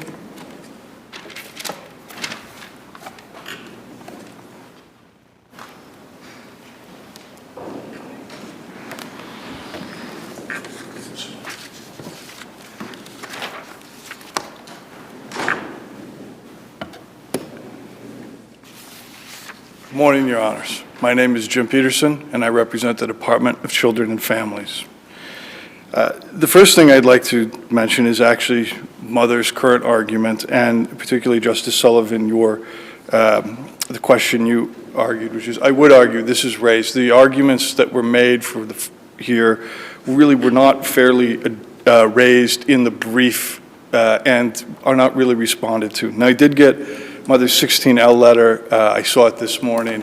I did open the cases and try to look at them. I do note that the cases were they were criminal cases regarding the criminal Sixth Amendment right to counsel, and the choice of counsel was the issue in those cases, whether somebody, actually the two I was looking at had pro hoc vice attorneys that were denied practicing for at least one was a spurious reason, and that was the issue, which is very different from here. But even if it isn't, what this feels like, this argument is, it's an end around ineffective assistance. Mother's counsel, Mother is arguing here that no, you don't, it should automatically go back without looking at it. But we have an establishment. If counsel was acting ineffectively, if counsel did not receive instructions to not examine the witnesses or to do what he did, if counsel just decided, Mother's not here, I'm not showing up either, and his performance was below that of an ordinary fallible attorney, there's still a second test, which I'm not conceding at all. As you can see in my brief, I don't agree. I think there are reasons why a counsel could have acted this way.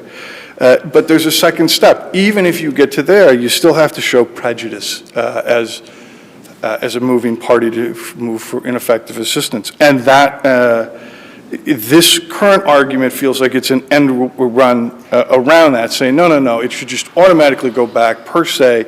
You don't have to show prejudice. And my argument is I do think that aspect is waived. And at the very least in this, I do think this is as raised, although Mother never says ineffective assistance of counsel. That's effectively what she's arguing, that counsel was ineffective for his performance during trial. And there is a well-established way of handling this. Bring it back to the trial court, file a motion. And unfortunately, there's a reason that it's done that way too, because here we are today arguing about something with no record upon which to make an argument. There's just no information. And for those reasons, I would certainly argue that Mother's argument number 5 does not hold water, and that the decree be upheld certainly on that part. One of the other things Mother did mention, the guardianship versus adoption here. This certainly, though, was a case about permanency for child. Child had been in this for 8 years. This has been ongoing since 2013. She'd had a guardianship. At one point, it seemed like things were permanent, and that didn't work well, and it fell back. It was on the record that Child herself was for the actual adoption in this case, not just living where she was. This was a familial placement, so there is that as well. But the judge was fully aware of that. All parties were aware of it. Obviously, Child was aware of it when Child acknowledged that. She's below the age of 12, so I don't think that there's any obligation to hear her. But I think that's relevant in this guardian versus adoption aspect. And although Mother said she wasn't litigious in the past, this permanency, one of the things that it does is it does prevent review and return determination every 6 months. This is something that Mother could always do. There isn't a prohibition on this for the several years until Child ages out of this system.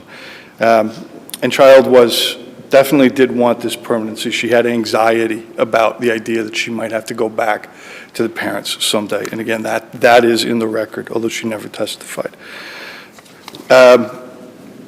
I would say, with regard to the sufficiency and to Mother's, especially the first two arguments, Mother really does make an argument that this case is like adoption of Linus, which went back. because in adoption of Lioness, mother's argument here being, of course, that, oh, this is all stale information that you have. And mother does parses that, I would argue, too finely. It says that it's been 3 years since there's been any evidence of the drug use. But what mother's saying is that where mother is accurate, it is just 3 years since the positive drug screen. But that doesn't mean there was not circumstantial evidence of drug use after this. And there was, as I argue in detail in the brief, there was a lot of information that mother was repeating the exact same patterns she had in the past over the prior 8 years of this as it had gone on, and the way she was using. Something would happen, she would get into the treatment, she would slowly start disengaging from the treatment, and then there would be a relapse. And then she does this, she winds up ultimately getting arrested. The children are ultimately removed 3 times. At this point, again, she goes into treatment. Then there's a guardian. What do we have in the 6-month period preceding trial? Almost nothing. I understand what the pattern is. Right, What almost. do we have in that period of time that we can look to? Mother's dropping out. So it's, on the one hand, almost nothing, but the almost nothing is something. So I don't want to say, but there's almost nothing. In the 6 months before trial, mother has just dropped out of all of it. She's dropped out of services. And again, this is a progressive process. As the judge kind of makes note I think it's in the conclusion where he ties it together a little bit, that the specifics of the process of being into a program and then stopping that program but moving into a different program and then taking that and dropping, that's the start of this pattern. And that's what we have back about a year before trial. Then there's a little more engagement, and then mother stops all treatment, the methadone, the 2 types of therapy, all drug treatment, stops visiting with child, stops communicating with the department, won't let anybody, the department, view where she is. And I should note. When? Pardon? Beginning when? When do you view the key cutoff date to be for when December. she quote-unquote drops out? Well, so she starts, I would say that she drops out of services in December of 2020, but she does have a visit in January with child, and she speaks with the social worker, and there is intermittent contact where mother does say, stop contacting me, but it's clear from the testimony there's also some communication, because when direct answer, I would say the absolute end is January 2021. There is still a little communication with the department because, and with the visitation center. The department couldn't facilitate visits around mother's work schedule starting in December. So they sent this to a visitation center that did it, and it was successful. And mother needed to change the length of time. She wanted a longer one. She wanted it on a different day off for work. The center was perfectly fine with that and changed it. She just decided she wasn't going to go through with it. The department said, well, if you're not going to go there, it was actually the social worker said, I'm still available. I can do this within the limits of what I can do, which is that I work, normal business hours. And mother still wouldn't do it. That's when she said, I'm not making child sit inside a DCF office and refuse to do the visit. So there were still these, and stop contacting me. She did say, she kept trying to get the department to stop doing this. Wouldn't let the department see her home, the condition of her home, which, again, at this point, it's not just the department. The judge has to make a determination on fitness, no matter how the judge is going to rule on termination at the time of trial. Now, I recognize mother stipulated to her unfitness in November of 2020, about 8 months before the trial. But still, this is a live issue at trial. It's a trial. And trial, the judge can't make a determination unless the judge has information about where child might go if child goes with mother. Can you tell us where in the record there's a finding and there is support for the notion that she wouldn't let them into the house? I know that I think it was raised a few places in the findings. I could, if the court would like, I can actually send a letter. I know it's not 16L, I can never remember the number, strictly with the cites from the findings or conclusion. That's all right. That's very good. Let me make a note, I'll forget that. If you knew, I was curious as to where in the record that was. No, but I believe it's in more than one spot where he says that. I think it's in the introduction, and there's also... No, I was asking about the record, but that's okay. But, yes. Keep going. Okay. You're done. Well, actually, at this point, my time is pretty much up. If there are no further questions, I would rest on my brief. And then I will... Did you want that letter to the court? Do you want... It's up to you. Up to me, okay. Thank you, Your Honors.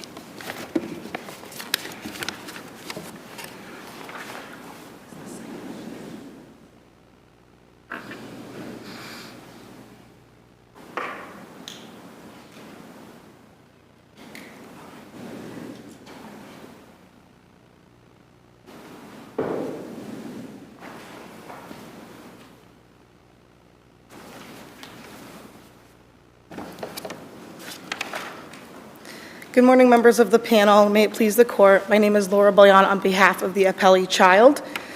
The child respectfully asks that this court uphold the termination decree. The child in this case is a thriving 13-year-old residing with her maternal aunt, uncle, and her cousins, where she has lived since October 1st of 2020. At the time of trial in June 2021, the child had not seen her mother in 5 months since January 2021. Since the child's initial removal from mother in 2013, when the child was just 3 years old, she has lived with mother less than 9 months. Child had not lived with her mom at all since she was 5 years old, which was over 6 years before the start of trial. Mother's arguments relative to the court's finding of unfitness can be amounted to her simple disagreement with the court's weighing of evidence. And with respect to her argument, as to the ineffective assistance of counsel, mother failed to raise this argument below. This court will not consider unless the record is plain that the counsel was ineffective. The record here shows that mother spoke with her attorney the day of trial.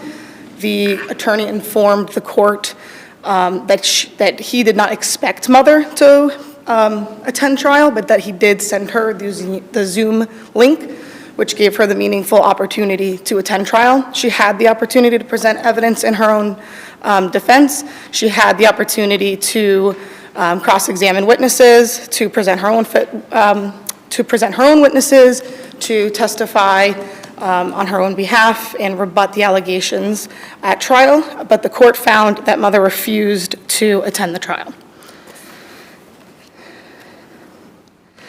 Mother has also failed. Is there any indication anywhere in this record that mother was unable to log on with Zoom or? No, Your Honor. In fact, based on the transcript, counsel had spoke with mother by phone and informed the court that he did not expect mother to participate, but that he sent her the Zoom link. No further explanation was given to the court, and the court found that she refused to attend trial. She also failed to challenge any of the court's 241 findings, but for one. The one finding that mother contends is clearly erroneous is not. It is based on evidence in the record to support it, as discussed in child's brief at page 27. The trial court appropriately found, based on evidence presented at trial, that mother had a pattern of substance use, followed by periods of sobriety, where she engaged in treatment with service providers and provided proof of sobriety to DCF pursuant to her action plan, followed by her discontinuation of treatment, abrupt disengagement with DCF, and followed by relapse. The court properly inferred that by the time of trial, mother was engaged in her cycle. Just to follow up on some questions the court had for my brother, mother had not visited the child within the 5 months immediately preceding trial. It had been 8 months since any proof of sobriety was presented to the department, and there was no evidence of sobriety presented at trial. She stopped her therapeutic services in June 2020. She engaged in an early recovery group from September to November 2020, but abruptly ended that service as well. And by December 2020, we see that mother is completely disengaged from her substance use treatment. In January 2021, this is the last time she visits with the child. In February 2021, she engages in inappropriate communications with the child by telling the child that the goal for her case has changed to adoption, which upsets the child. The child then refused to see mother, and mother tells the department to stop contacting her, all in February 2021. Mother refused to come to trial, present any evidence to rebut any allegations against her, and therefore it was proper and based on record evidence for the trial judge to conclude that mother was exhibiting her typical pattern of behavior relative to substance use, a pattern which would likely continue into the future. Mother's arguments were not made at trial, and she fails to challenge any other findings here. If there are no questions from the panel, the child requests that this court affirm the decree and rests on her brief. Thank you very much.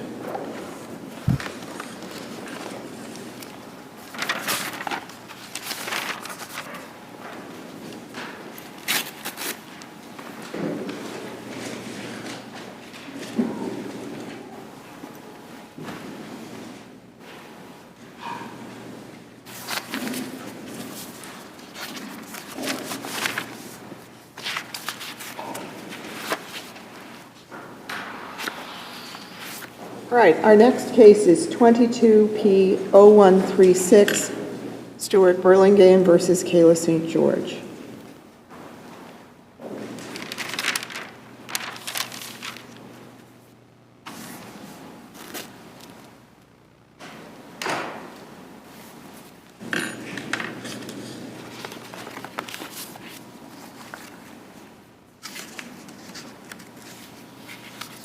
Attorney Hayward? Yes. Good morning. If it please the court, my name is Laura Lee Hayward. I represent KAYLA St. George. And so we're here on this appeal because the lower court, the probate court, ignored the standards for modification and custody, ignored rules of evidence, rules of procedure, statutes, demonstrated discrimination and bias against the mother, didn't give weight to evidence such as text messages, mother's testimony, or mother's witness's testimony, and based judgment on evidence that was evidence and testimony that was not submitted or presented at trial, and basically credited father's witnesses and paternal grandmother despite clear contradictions.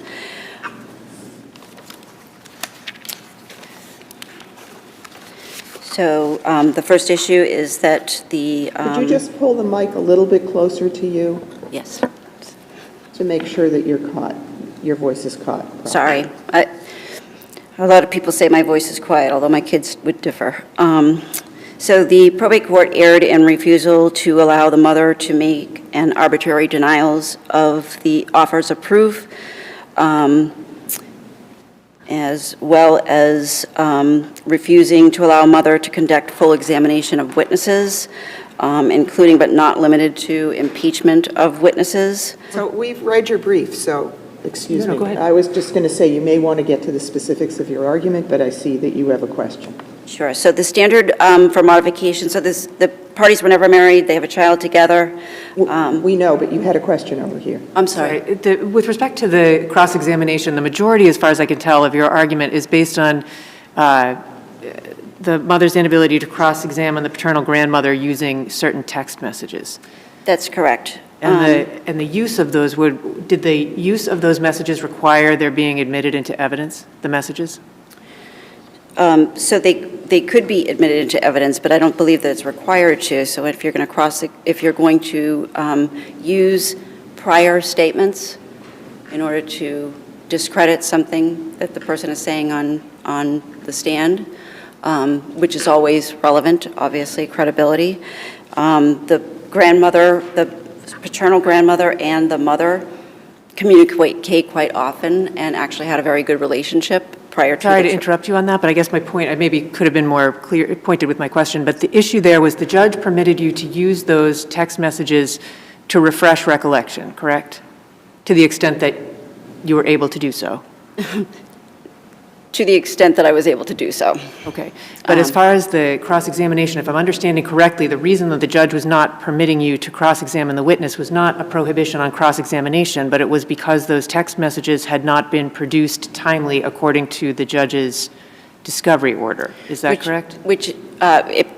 Well, actually, no, because opposing counsel objected to me using the text messages, and the objection, if I recall, was that I couldn't cross-examine or impeach my own witness. Okay, and but so putting that aside, there was a second reason, though, wasn't there? That I see your point about that fact, but that was one argument. But was the other argument not based on either that the texts were incomplete or that it was difficult to ascertain whether they were complete or not in light of paternal grandmother's concerns about them because they had not been produced prior to trial? So they had not been produced prior to trial because I would have no reason to believe that the grandmother was going to be under oath and lie under oath. And so when I was first initially trying to examine the grandmother, and she began to, my client's position was that she was lying under oath, is when we produced those to show that she was lying. As far as the completeness of the text messages, I would disagree that they weren't complete because they were screenshotted, but they overlapped, and also But were you required, if you anticipated using those in cross-examination, and clearly you came to court with them in hand and prepared to use them, were you required to produce them in accordance with the pretrial orders? No, because I wasn't planning to use them until the grandmother was dishonest on the stand. So do you have a good case for that, for the proposition that you're not required to produce those in accordance with the pretrial orders? A case from our court or the SJC? And that it was an abuse of discretion for the judge to exclude them on that basis? Well, the Massachusetts General Laws, Chapter 233, Section 23, allows a party who calls a witness to impeach the witness. That's a separate issue, and I don't think you're getting an argument from this panel on that score. The issue is, were you required to have disclosed them under the pretrial orders if you intended to use them at trial? If I intended to use them. Under any circumstances. You may not have put them in your case in chief, but you might have had them ready, as you did, for purposes of cross-examination. What is your best legal case for the proposition that you weren't required to disclose? Because I was not planning to use them. I'm not asking for your rationale. I'm asking if you have a case from this court or the SJC that says that you're correct in that position. I don't believe that I have a case for that. However, I will clarify that I was not intending to use them, and those were produced at the very last minute, the night before I used them, by my client, based on grandmother's testimony.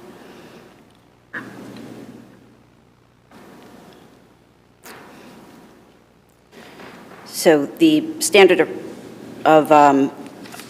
for modification and award of custody is governed by Mass General Laws 209C, Sections 10 and Section 20. Section 10 basically governs that shared legal custody, the parties must be able to communicate and plan with each other concerning the best interest of the child or the children. Smith v. McDonald, it's a 2010 case, discusses the fact that shared custody is inappropriate for parents whose relationship has been dysfunctional. However, it does also state that if a parent who renders cooperation impossible, it will be awarded invariably the sole custody. If a judge finds that an irresponsible, hostile parent has stymied deliberately any attempts by the other parent to participate in the child's life, such a finding may support an award of sole custody to the other parent.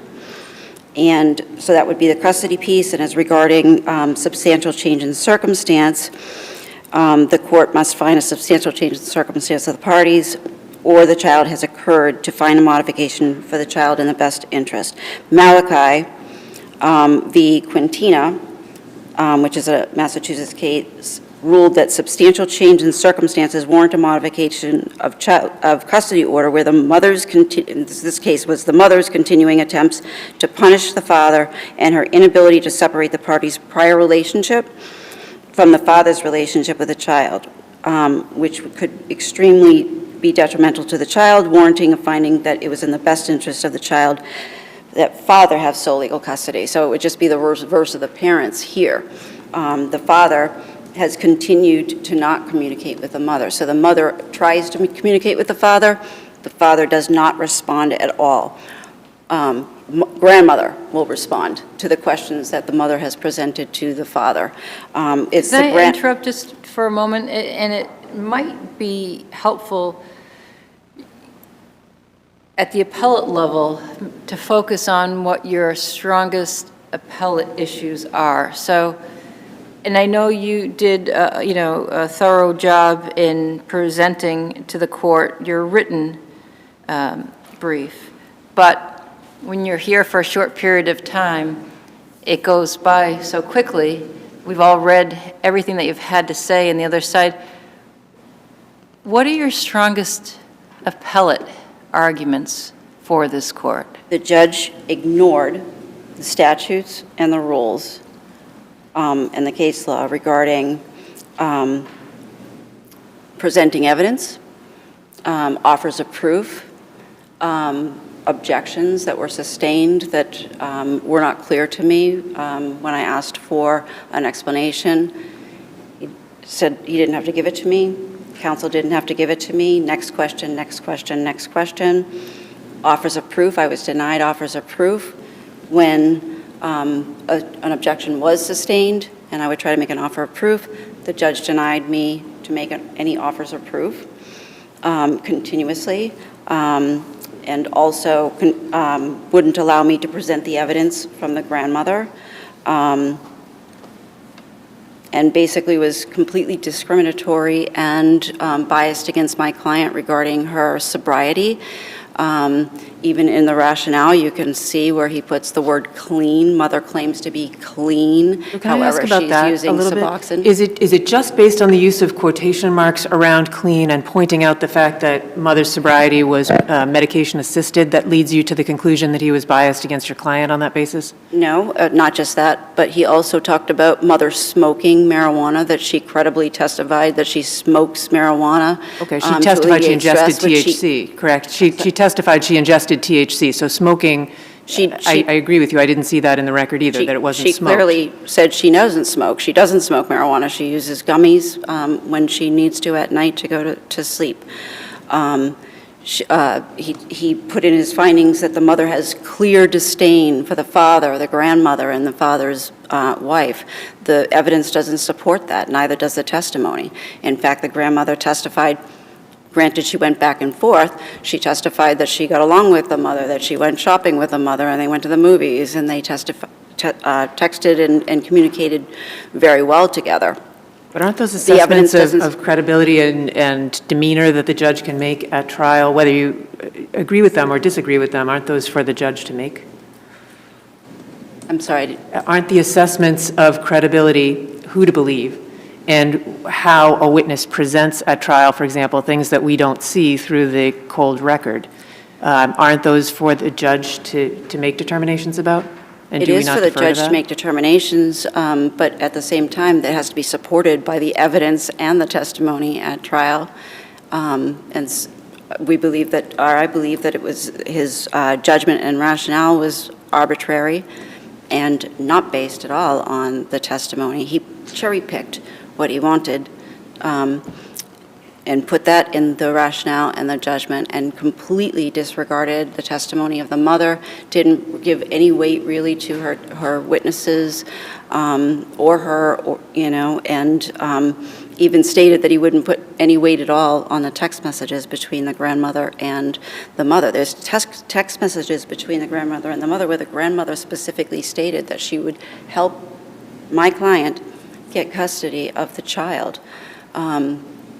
And he disregarded that. Well, those weren't admitted into evidence, if I'm not mistaken. Is that right?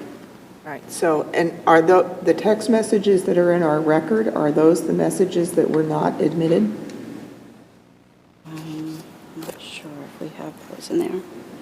We don't have, no, because that wasn't part of the evidence in the lower. All right, so what are the text messages that are in the record? Those were the ones that were accepted and agreed to by opposing counsel and myself. All right.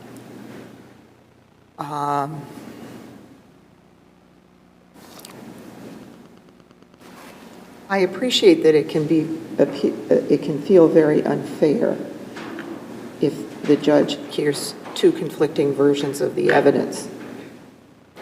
I'm sorry. I appreciate it can feel unfair that if a judge hears two conflicting sets of testimony, the judge makes a factual finding that credits one and not the other.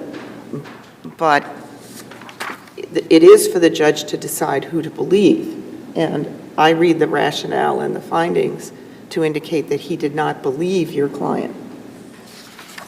He didn't give any credibility to my client. However, the grandmother, specifically, the grandmother who basically cares for this child more than the father even, the grandmother testified that the mother was appropriate and a good mother, and she worked well with her and communicate with her.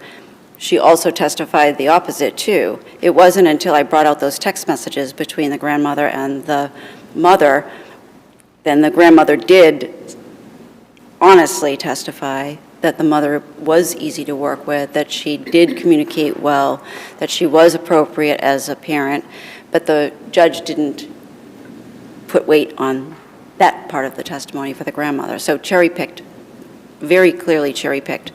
I just want to say that for purposes of appellate review, we don't decide credibility. And you may use the word cherry pick, but that does not mean when the judge has to choose who to believe, that's a credibility determination. Mm-hmm. And we don't review credibility because we weren't there.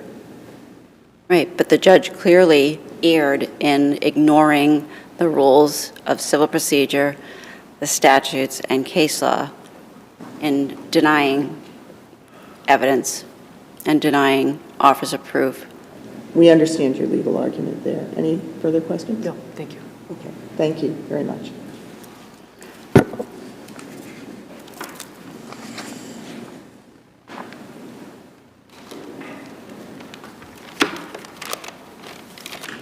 Good morning. If it please the court, Donna Pollack for the father and appellee in this matter. Your Honors, in this particular case, the mother had the burden to show a substantial and material change in circumstances, and the evidence shows she didn't.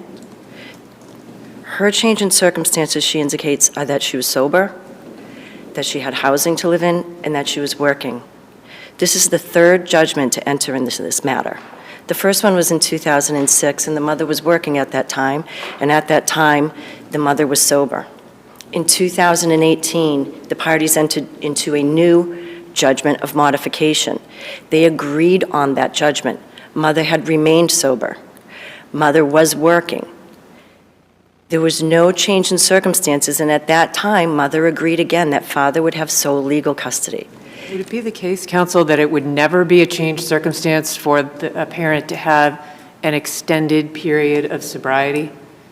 No, Your Honor, I wouldn't necessarily argue that was the case, but this isn't a case where we were alleging that she had lost her sobriety at any point in between, but more importantly, in this case, the parties do not get along. They do not get along and they do not communicate. And the statute is clear that in order for them to share joint legal custody, they have to be able to communicate, and they should have been able to demonstrate to the court that they were able to co-parent successfully before the matter was brought. There was no evidence to suggest that that was the case. Your opposing counsel would say that's not on her, that's on father, who uses grandma as a proxy and refuses to communicate. So how do you address that? I would say, Your Honor, there's two ways to address that. First of all, the case she cites talks about a mother who left to New York, and the court found that the purpose of her leaving there was to hinder the relationship of the father and the child. That is not the case here. The father uses the grandmother, and she assists, they all live together, but he uses her and uses her to assist so that mother can be involved. Called to tell her that the daughter was getting her tonsils out. Called to make arrangements so that the mother knew what was happening. I understand, but that's not my question. The mother's argument is the defects in communication reside exclusively with father. I would suggest you... Who makes no effort to communicate with her directly. That's the argument. How do you respond to that? Well, they also, during the arguments, or when she was putting in evidence, she also put in texts that were three-way messages between dad, mom, and the child. But I think that if father's making an effort to communicate with mother, let her know what's going on with the child, even if he's using a proxy to do it, he's still making that effort, Your Honor. And these people have a volatile relationship. Dad is not only to blame. Mom is the one who went to the gymnastics recital. Mom is the one who started screaming at dad in front of the child, screaming at the grandmother in front of the child. Mom is the one who caused all those families to be upset at what should have been a fun event for all of them. And there's no insight, as the judge suggested, with mother as to her own behaviors and the effect on the child, but also on dad. If these are the interactions he's having with her, then probably it is best that he interacts with her through his mother or through his new wife. Both of them tell mother everything that's going on. They're not trying to keep her from the life of the child. They include her in things that have happened. So they're not trying to estrange mom from it, but these are the interactions that the father deals with when he's dealing with her. That is why they exchange at the Charlton Police Department. That is where the court ordered them to, but actually the parties agreed in their stipulation that that is where they would exchange because this is the relationship they have. If mother can't control herself and behave appropriately when she interacts with dad, dad has no choice but to use these other people in order to keep mom involved. What do you say to the argument that a lawyer who intends to use documents on cross-examination is not required to disclose those documents in advance? I would disagree with that, Your Honor. And what's your authority for that? Because there is some common sense appeal to that, right? Why should you have to show your hand before you do your cross? Show your hand on your case in chief, but why are you showing your hand on cross? Well, that may be, Your Honor, but counsel brought those in and wanted to introduce all of the exhibits. So these were exhibits she intended to introduce and wanted to introduce, and the court at that point said that because she hadn't provided them in a timely manner in accordance with the trial court order, they weren't going to be admitted. But did she say that before the grandmother testified or at the juncture she sought to cross-examine the grandmother? I believe it was when, on day 2 of the trial, Your Honor, that she had brought them all in and indicated that she wanted to introduce them, and the court limited her. That was during grandma's testimony, though. Correct, right? her witness. So when it's her witness, no doubt she was prepared, but the question is that okay or not? I would suggest, Your Honor, that if it was only for the purposes of impeachment, that maybe she could have not provided them. However, she wasn't using them for the purposes of impeachment. She was trying to refresh the recollection of the witness that was up there. That's only because of the way the judge ruled. As I read the transcript, she wanted to put him in as a prior inconsistent statement, and he said no because you haven't disclosed them earlier. Right. And the other thing I would say with that, Your Honor, is if that's how she intended to use them, they had to be authenticated. She wasn't able to authenticate them through this witness, but she could have authenticated them through her own witness to make sure that they were going to come in. The grandmother didn't remember conversations from 3 years ago. That wasn't being hostile to her. It was just the fact that the grandmother didn't remember this conversation. And again, also, those conversations were incomplete. The grandmother indicated there are pieces missing. She couldn't gather how this conversation was even taking place. So, had counsel wanted to use them, she also should have had her own witness authenticate them because they were conversations allegedly between her client and the grandmother. So I would suggest to you, Your Honor, that they should have been provided earlier. They should have been authenticated. They weren't going to be able to come in. That was not the basis of the objection, though, was it? I'm sorry? That was not, authentication was not the basis of the objection. No, at that point, I wasn't arguing that it was not authenticated because they weren't coming in because grandmother didn't remember them. Then that would be, authentication would be waived, would it not? I don't think that authentication was waived. I think if she had moved to admit them again, I could have argued authentication, but at that point, the grandmother couldn't remember them. So they were conversations that nobody else was authenticating, and the grandmother didn't remember. They were, again, conversations from 2018, and this trial was heard in October of 2021.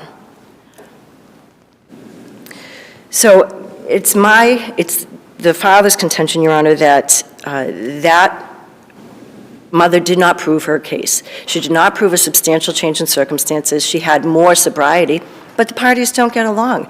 They clearly don't get along. 1 month, what brought her to court was the fact that she went down and caused this scene at the child's gymnastics event 1 month before she filed. No evidence was presented that these two parents were co-parenting. Though mother is stayed informed because father ensures that she knows about everything. Mother is free to go to the child's events. Mother is free to go to the school. The father doesn't hinder the mother from being involved in the child's life. Mother and father just don't talk. And the court can't be in the business of forcing people to talk and communicate with each other when they don't get along and they don't communicate. And again, in this case, the father's actions are appropriate. He's not blocking her from his life, not blocking the child from the mother's life. He's just doing what he has to do because they don't get along. With regards to mother's argument that these two witnesses, being the judge and the probation officer, not being permitted to testify, there was nothing that they had to add to the case at hand. Mother wanted them to be there to testify that she was sober. Nobody disputed that. That she successfully completed the court drug program. Nobody disputed that. In fact, father let evidence come in that was given to him the night before trial of a letter from the judge indicating that mother had done this. So the judge didn't have anything to add to it. Also, the judge wasn't properly summoned, so the court was correct in its decision to not allow a 4th day of trial for mother to try to get in witnesses that should have been there day 1, should have been there day 2, should have been there day 3, had the appropriate motion been filed and it presented. Not that it's clear that the judge would allow it, because again, that was already in evidence. The probation officer, same situation. There was nothing for her to add. Her letter came in indicating she successfully completed the program in 2018. She went on and did a peer mentoring. So in this particular case, where the evidence that was excluded adds nothing to the trial, there's no error here. For mother to suggest that this court should force dad to get along with her, it's inappropriate. Who is going to force her to act appropriately with dad? Again, 1 month before she files, they have a terrible blowout in front of all these children. So it is our contention that the case was not proven. She's never demonstrated anything to show that they were ever able to successfully co-parent. Dad has been the primary caregiver of this child since this child was 2. The child is a happy child by all accounts. There's no issues with the child, so the situation is working. It's fabulous that mother's gained more sobriety, but that's not a change in circumstances. Mom's been working since the beginning. That's not a change in circumstances. She's living in her own home. She had a stable home when the first 2 judgments entered. There's no change in circumstances. Well, understanding that it's the judge's function to weigh the evidence, I mean, there is a universe in which the judge could appreciate from outward perspective, the really impressive strides mother made towards sobriety, that she did extremely well in drug court, which is a challenging position, that there was this one unfortunate incident at the gymnastics program, but the mother appeared to be working effectively, or making efforts to work collaboratively with the grandmother and the father's wife to address issues related to the child. So there's a universe in which the judge could certainly have appreciated that mother made some impressive and motivated changes in her life, even if the ultimate decision was that it might not be at this point in the child's best interests to have joint custody. Is that correct? I would agree, Your Honor. And again, nobody has discounted what mom has done. It's fabulous that she's been able to maintain the sobriety for this length of time, but that's brought her to a point where all parents should be. She's at the point where every parent should be, not using illicit and illegal drugs while you're parenting your child. But does that necessarily warrant that now she's deserving of joint custody when they don't get along and don't meet the standards? No. She simply brought herself to a place where she should be, where every parent needs to be. It's fabulous that she's done it, and the grandmother testified. The child loves her mother, likes to see her, is happy to see her, but that doesn't change the fact that mom has simply brought herself to the position that she should have been at from the start. Now that she's done it, it's great. The judge increased her time. The judge didn't diminish everything that the mother said. The judge gave her the expanded parenting time that dad did. Formalized that, is that correct? Yes, it became formalized. Prior to that, it was at the discretion of the father whether she would have overnights. And again, that goes to show that the father also recognizes what's in the best interest of his child. When he thought it would be good for the mother to have overnights, he did that. He acts in the best interest of the child without regard for the relationship he has with the mother. When he thought the mother had expanded her time of sobriety and that it would be good for the child to be with the mother, he expanded the time, and the judge formalized that. So even though there was no change in circumstances, the judge did expand the mother's time because that's what Dad had done. And Dad didn't object to it because Dad was okay with it. That's what he was doing. So again, I think that the primary issue in this case is simply that there isn't a substantial change in circumstances. They don't get along. They do not meet the criteria under the statute for co-parenting. They have never co-parented. But Dad acts in the child's best interest and includes mother in the child's life. Albeit through a third party, he does it. He also does part of the pickup and drop-offs. They want to say that he doesn't participate, but the testimony was there that he does. With regards to the court being unfair and biased against Mom, I don't read that in the transcript, and I didn't see it at the trial. The judge went out of his way to be fair and reasonable. The judge allowed evidence in that was not received until the night before trial. The judge allowed offers of proof, albeit when Mother kept repeating the same offer of proof. I think the judge said, enough, move on, but that's because she was making the same offer of proof over and over, that there was one text from 3 years ago that if the grandmother could remember, it would show that it's an inconsistent statement. Well, Mom wants it both ways. She wants you to believe the grandmother when she says that she communicates with Mom. She wants you to believe the grandmother when the grandmother says that the daughter loves her and that she's happy when she sees her, but she doesn't want you to believe that she can't remember this one conversation from 3 years ago. That is irrelevant anyways. 3-year-old conversation isn't relevant to the trial at hand in October of 2021. The court was more than fair with Mom. And while she says that every objection went against her, that's simply not true. And she doesn't cite to the instances, by the way, when she says that the judge wasn't paying attention. She cites one instance. And in that instance, I objected. The judge said, I'm sorry.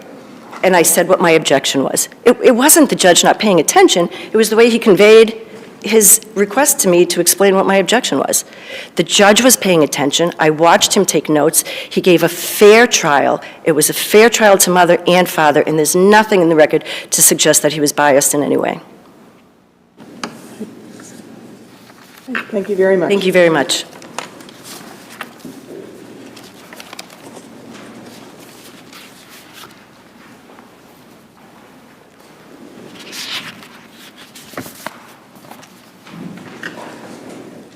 Our last case today is 22P0553, SG versus AK. This case is partially impounded, and counselor requests to refrain from using proper names.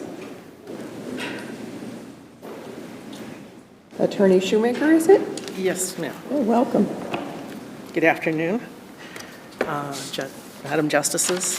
My name is Michelle Shoemaker, and I represent... You're going to need to pull that a little closer to you and perhaps speak up a little bit. There we go. Is that better? Yes. Thank you. I represent AK, the appellant in this matter. He is the father of 2 children, and the plaintiff is the mother. The parties were not married to one another, but they cohabited for a number of years.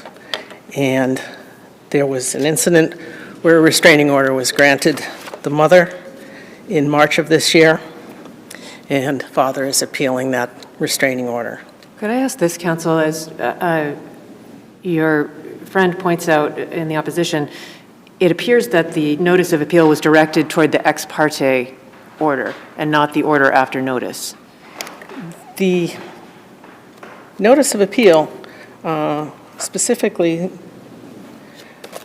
states that we were appealing from the order that was the ex parte order as it was extended on the extension hearing date. Well, it So says the entirety.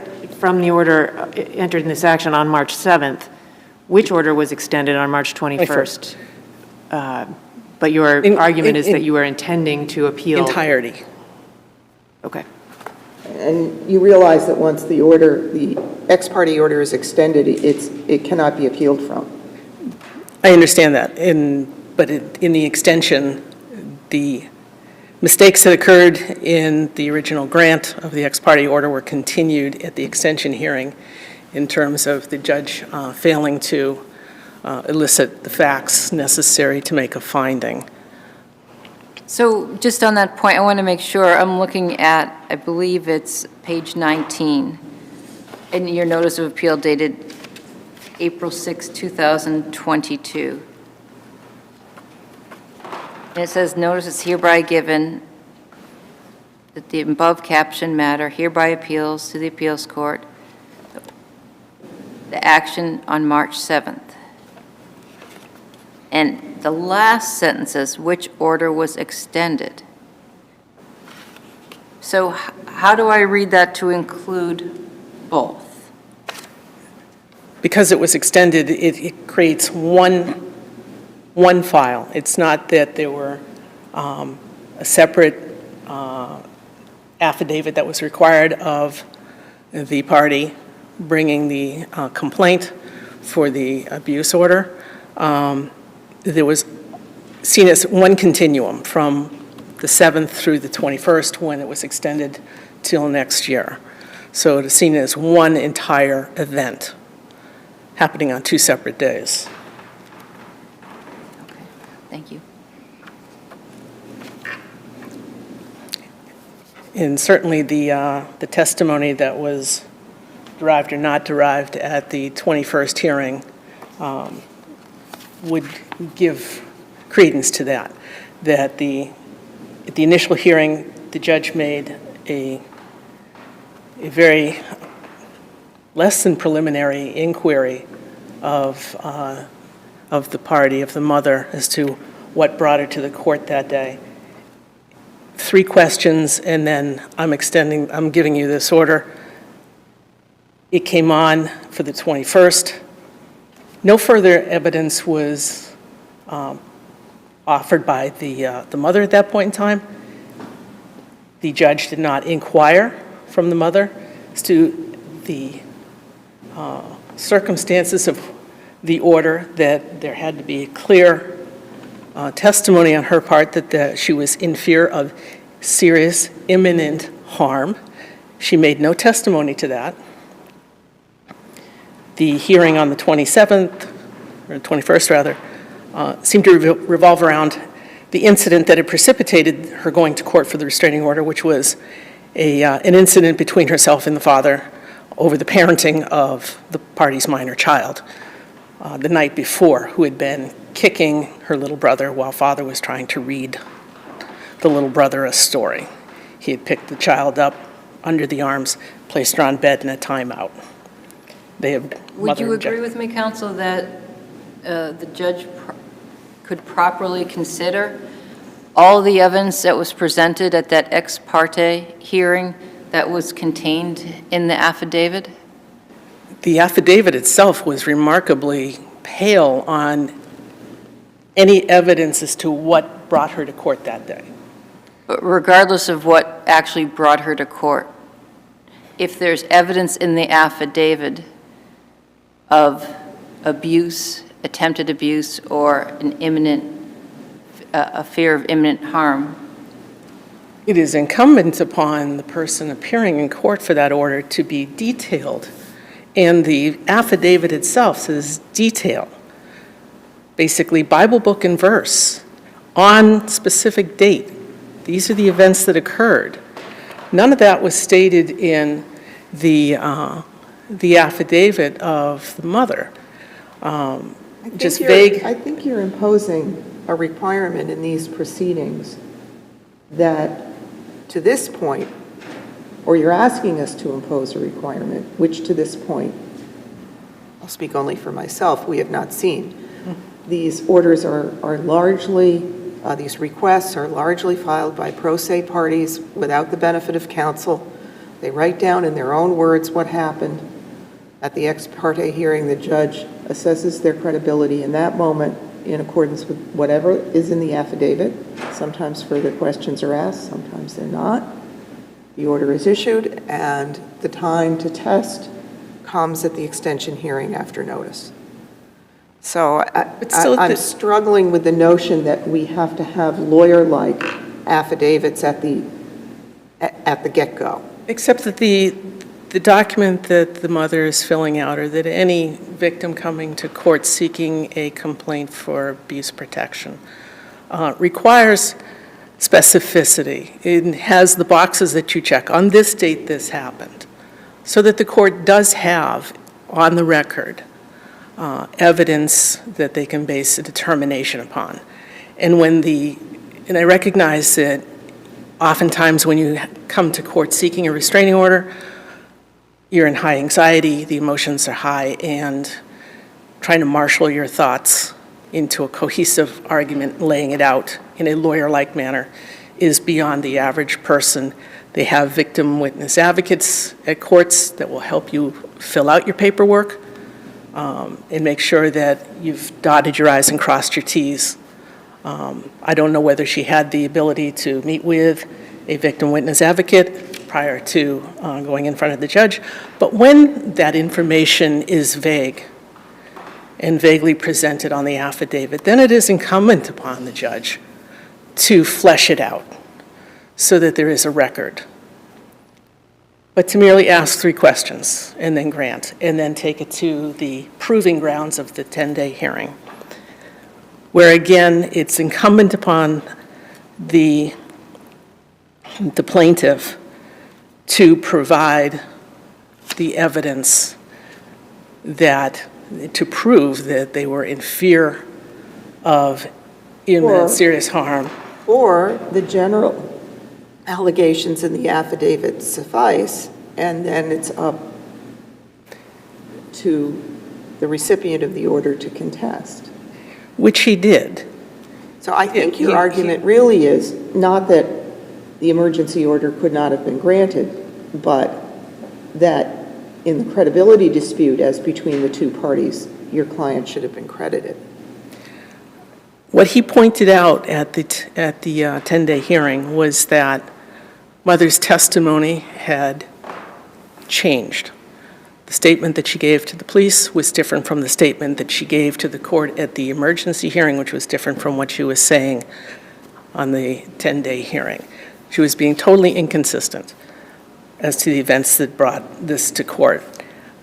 He, on the other hand, had given a statement to the police that was the same as the statement that he gave to the court. There was no deviation whatsoever. In your view, the judge should have credited him and not her. The judge should have made some reference to her inconsistent statements. If he was going to grant her an extension, he should have at least. Where does that requirement come from? Because our cases tell us that resolving inconsistent testimony is for the trial judge. It's an issue of credibility. The motion judge was there, we were not, and we are to defer to that credibility assessment. So where does a requirement come that he or she specifically address each and every piece of inconsistent testimony rather than simply just resolving the credibility determination? I'm not sure that I have a specific case to point to on that. Certainly, in terms of not having cases appear on your doorstep for resolution, lower court judges would be better off if they made those specific findings. Would it really have been helpful if the judge had simply said, I believe her and not him? Is that, because that's what it boils down to. Is it really helpful when there's going to be an ongoing relationship because there's a child in play? Might there be reasons why judges don't make explicit findings in these cases? I think that the judge in this case made statements to the father that I feel for your position, and was sounding sympathetic to him and believing his version of events, yet granted the order anyways. I worry that judges in the lower courts are getting into a point of, if I'm going to have to make a mistake, I would rather make the mistake granting the order rather than vacating the order, lest I find myself on the front page of the news side by side with the picture of the coroner wheeling the body bag out. Nobody wants to see that, and I think judges have gotten into a situation where they'd rather make that type of mistake. Well, in this But case, it's- though, the judge asked the plaintiff in the order, there had been past violence. There was an open case, as I read the transcript, that involved that victim that remained open, may have been on a pretrial probation status at some point, but appeared to remain open, having been put back on the list, potentially. There was an incident involving the child that the plaintiff characterized in one way and the defendant in another, but also a representation from the plaintiff that the defendant's behavior was escalating, and some backstory to support a determination that the plaintiff knew what she was talking about when she said that. So this wasn't necessarily the judge deciding to grant an order simply to cover himself in the absence of any evidence supporting it. Is that There's no, accurate? in his question at the initial hearing about there being episode in the past, it's not clear whether he was referring to the 2020 open case that was on a pretrial probation or the filing that had happened that morning with regard to the mother filing a complaint at the police department for child abuse by the father. And both cases were ultimately tried this past summer, and he was found not guilty on both cases. So, Under a very different burden of proof. I'm sorry, Your Honor? Under a different burden of proof. Yes. But with the same judge. And so it appears that the judge did not follow the judicial procedures of requiring the plaintiff, the mother, to present the instances of abuse that would lead to. I mean, he asked her at one point when the last point, the most recent event of perceived violence from father to mother. And it was over 2 years prior that she recalled. And that was before she had had the 2020 event that led to its pretrial probation, which she also had gotten a restraining order at that point in time, but it was a no abuse order. And the parties continued to cohabit all the way through till March of 2022, when she filed for this restraining order and had him put out of the house. Up until that point in time, he's co-parenting with her, he's doing his pretrial probation requirements of counseling. Everything was working out very well. He began feeling uncertain about her parenting methods. She would criticize him in his parenting.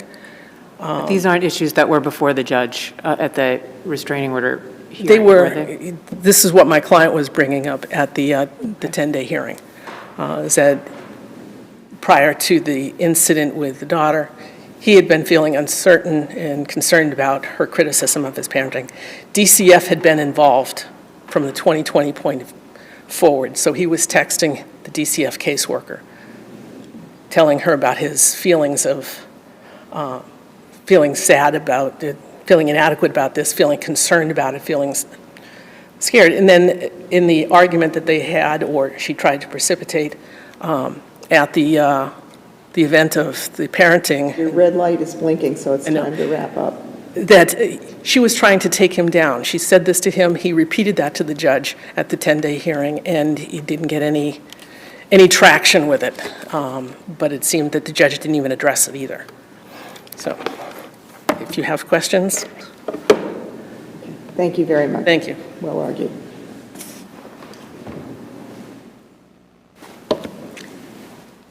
Good afternoon. Members of the panel, may it please the court. My name is Irita Weber, and I'm here on behalf of SG, the plaintiff appellee.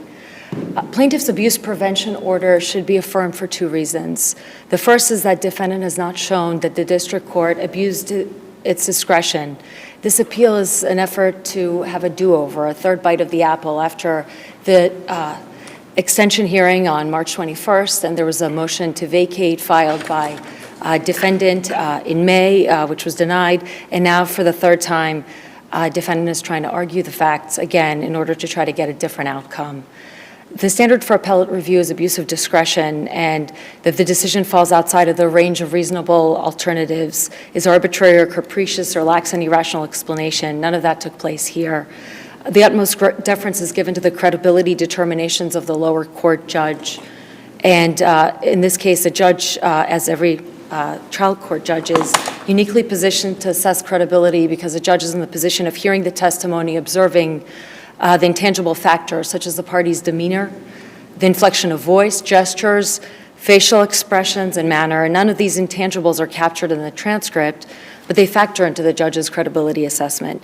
Here, the judge recited the proper standard for an abuse prevention order, stating that he must find credible evidence by preponderance of the evidence that plaintiff had been abused and is in need of continuous protection from abuse. He stated on the record that he found her testimony credible, based on the defendant's record, based on the affidavit, based on the testimony. He found that there had been abuse and the plaintiff is in need of protection from abuse and that he would extend the order. For the plaintiff's abuse prevention order should be affirmed for the second reason, that the ex parte abuse prevention order is not subject to appellate review, as was discussed previously during my sister's argument. The ex parte abuse prevention order was superseded by the March 21st extension. And since the notice of appeal specifies that the defendant only appeals the initial ex parte abuse prevention order, there has been no appeal notice for the extension. I need to interrupt you for a minute. Please. I was very, very surprised to see you make this argument for two reasons. Number one, the notice of appeal does refer to the extension, and it's important to note that. But second, given who you represent, we know that these documents are often filed pro se.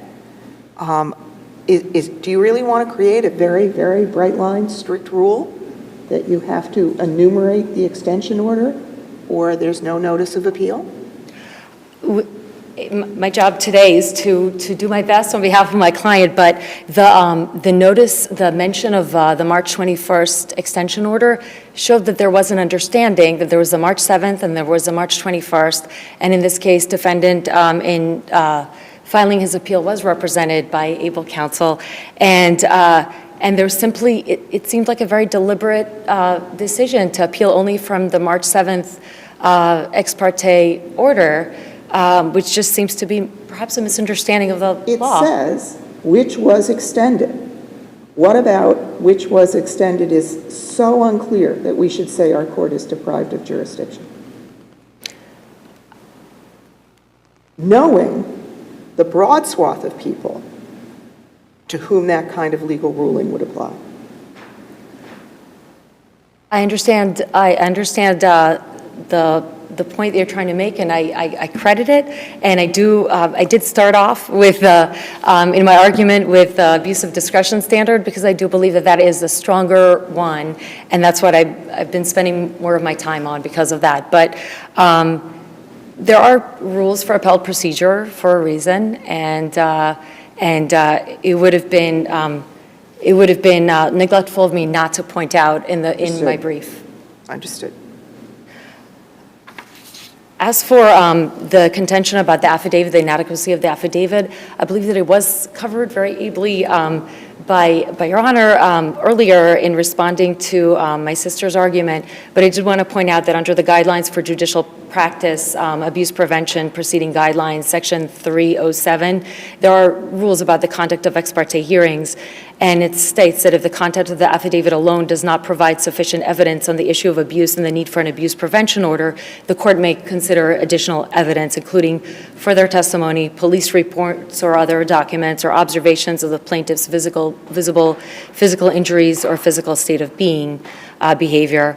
The court should question the plaintiff as necessary in order to obtain relevant information and assess credibility, and that is precisely what happened here.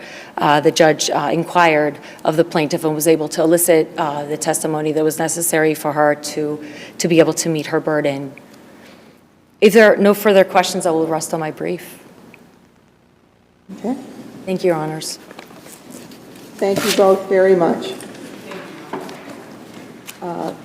That will conclude our proceedings for today. The panel would like to thank everyone, the lawyers, the litigants, our representatives from the clerk's office, and our IT professionals who make this possible, and most of all, our court officers for ensuring our security. Thank you very much, everyone. Have a good day. All right, please.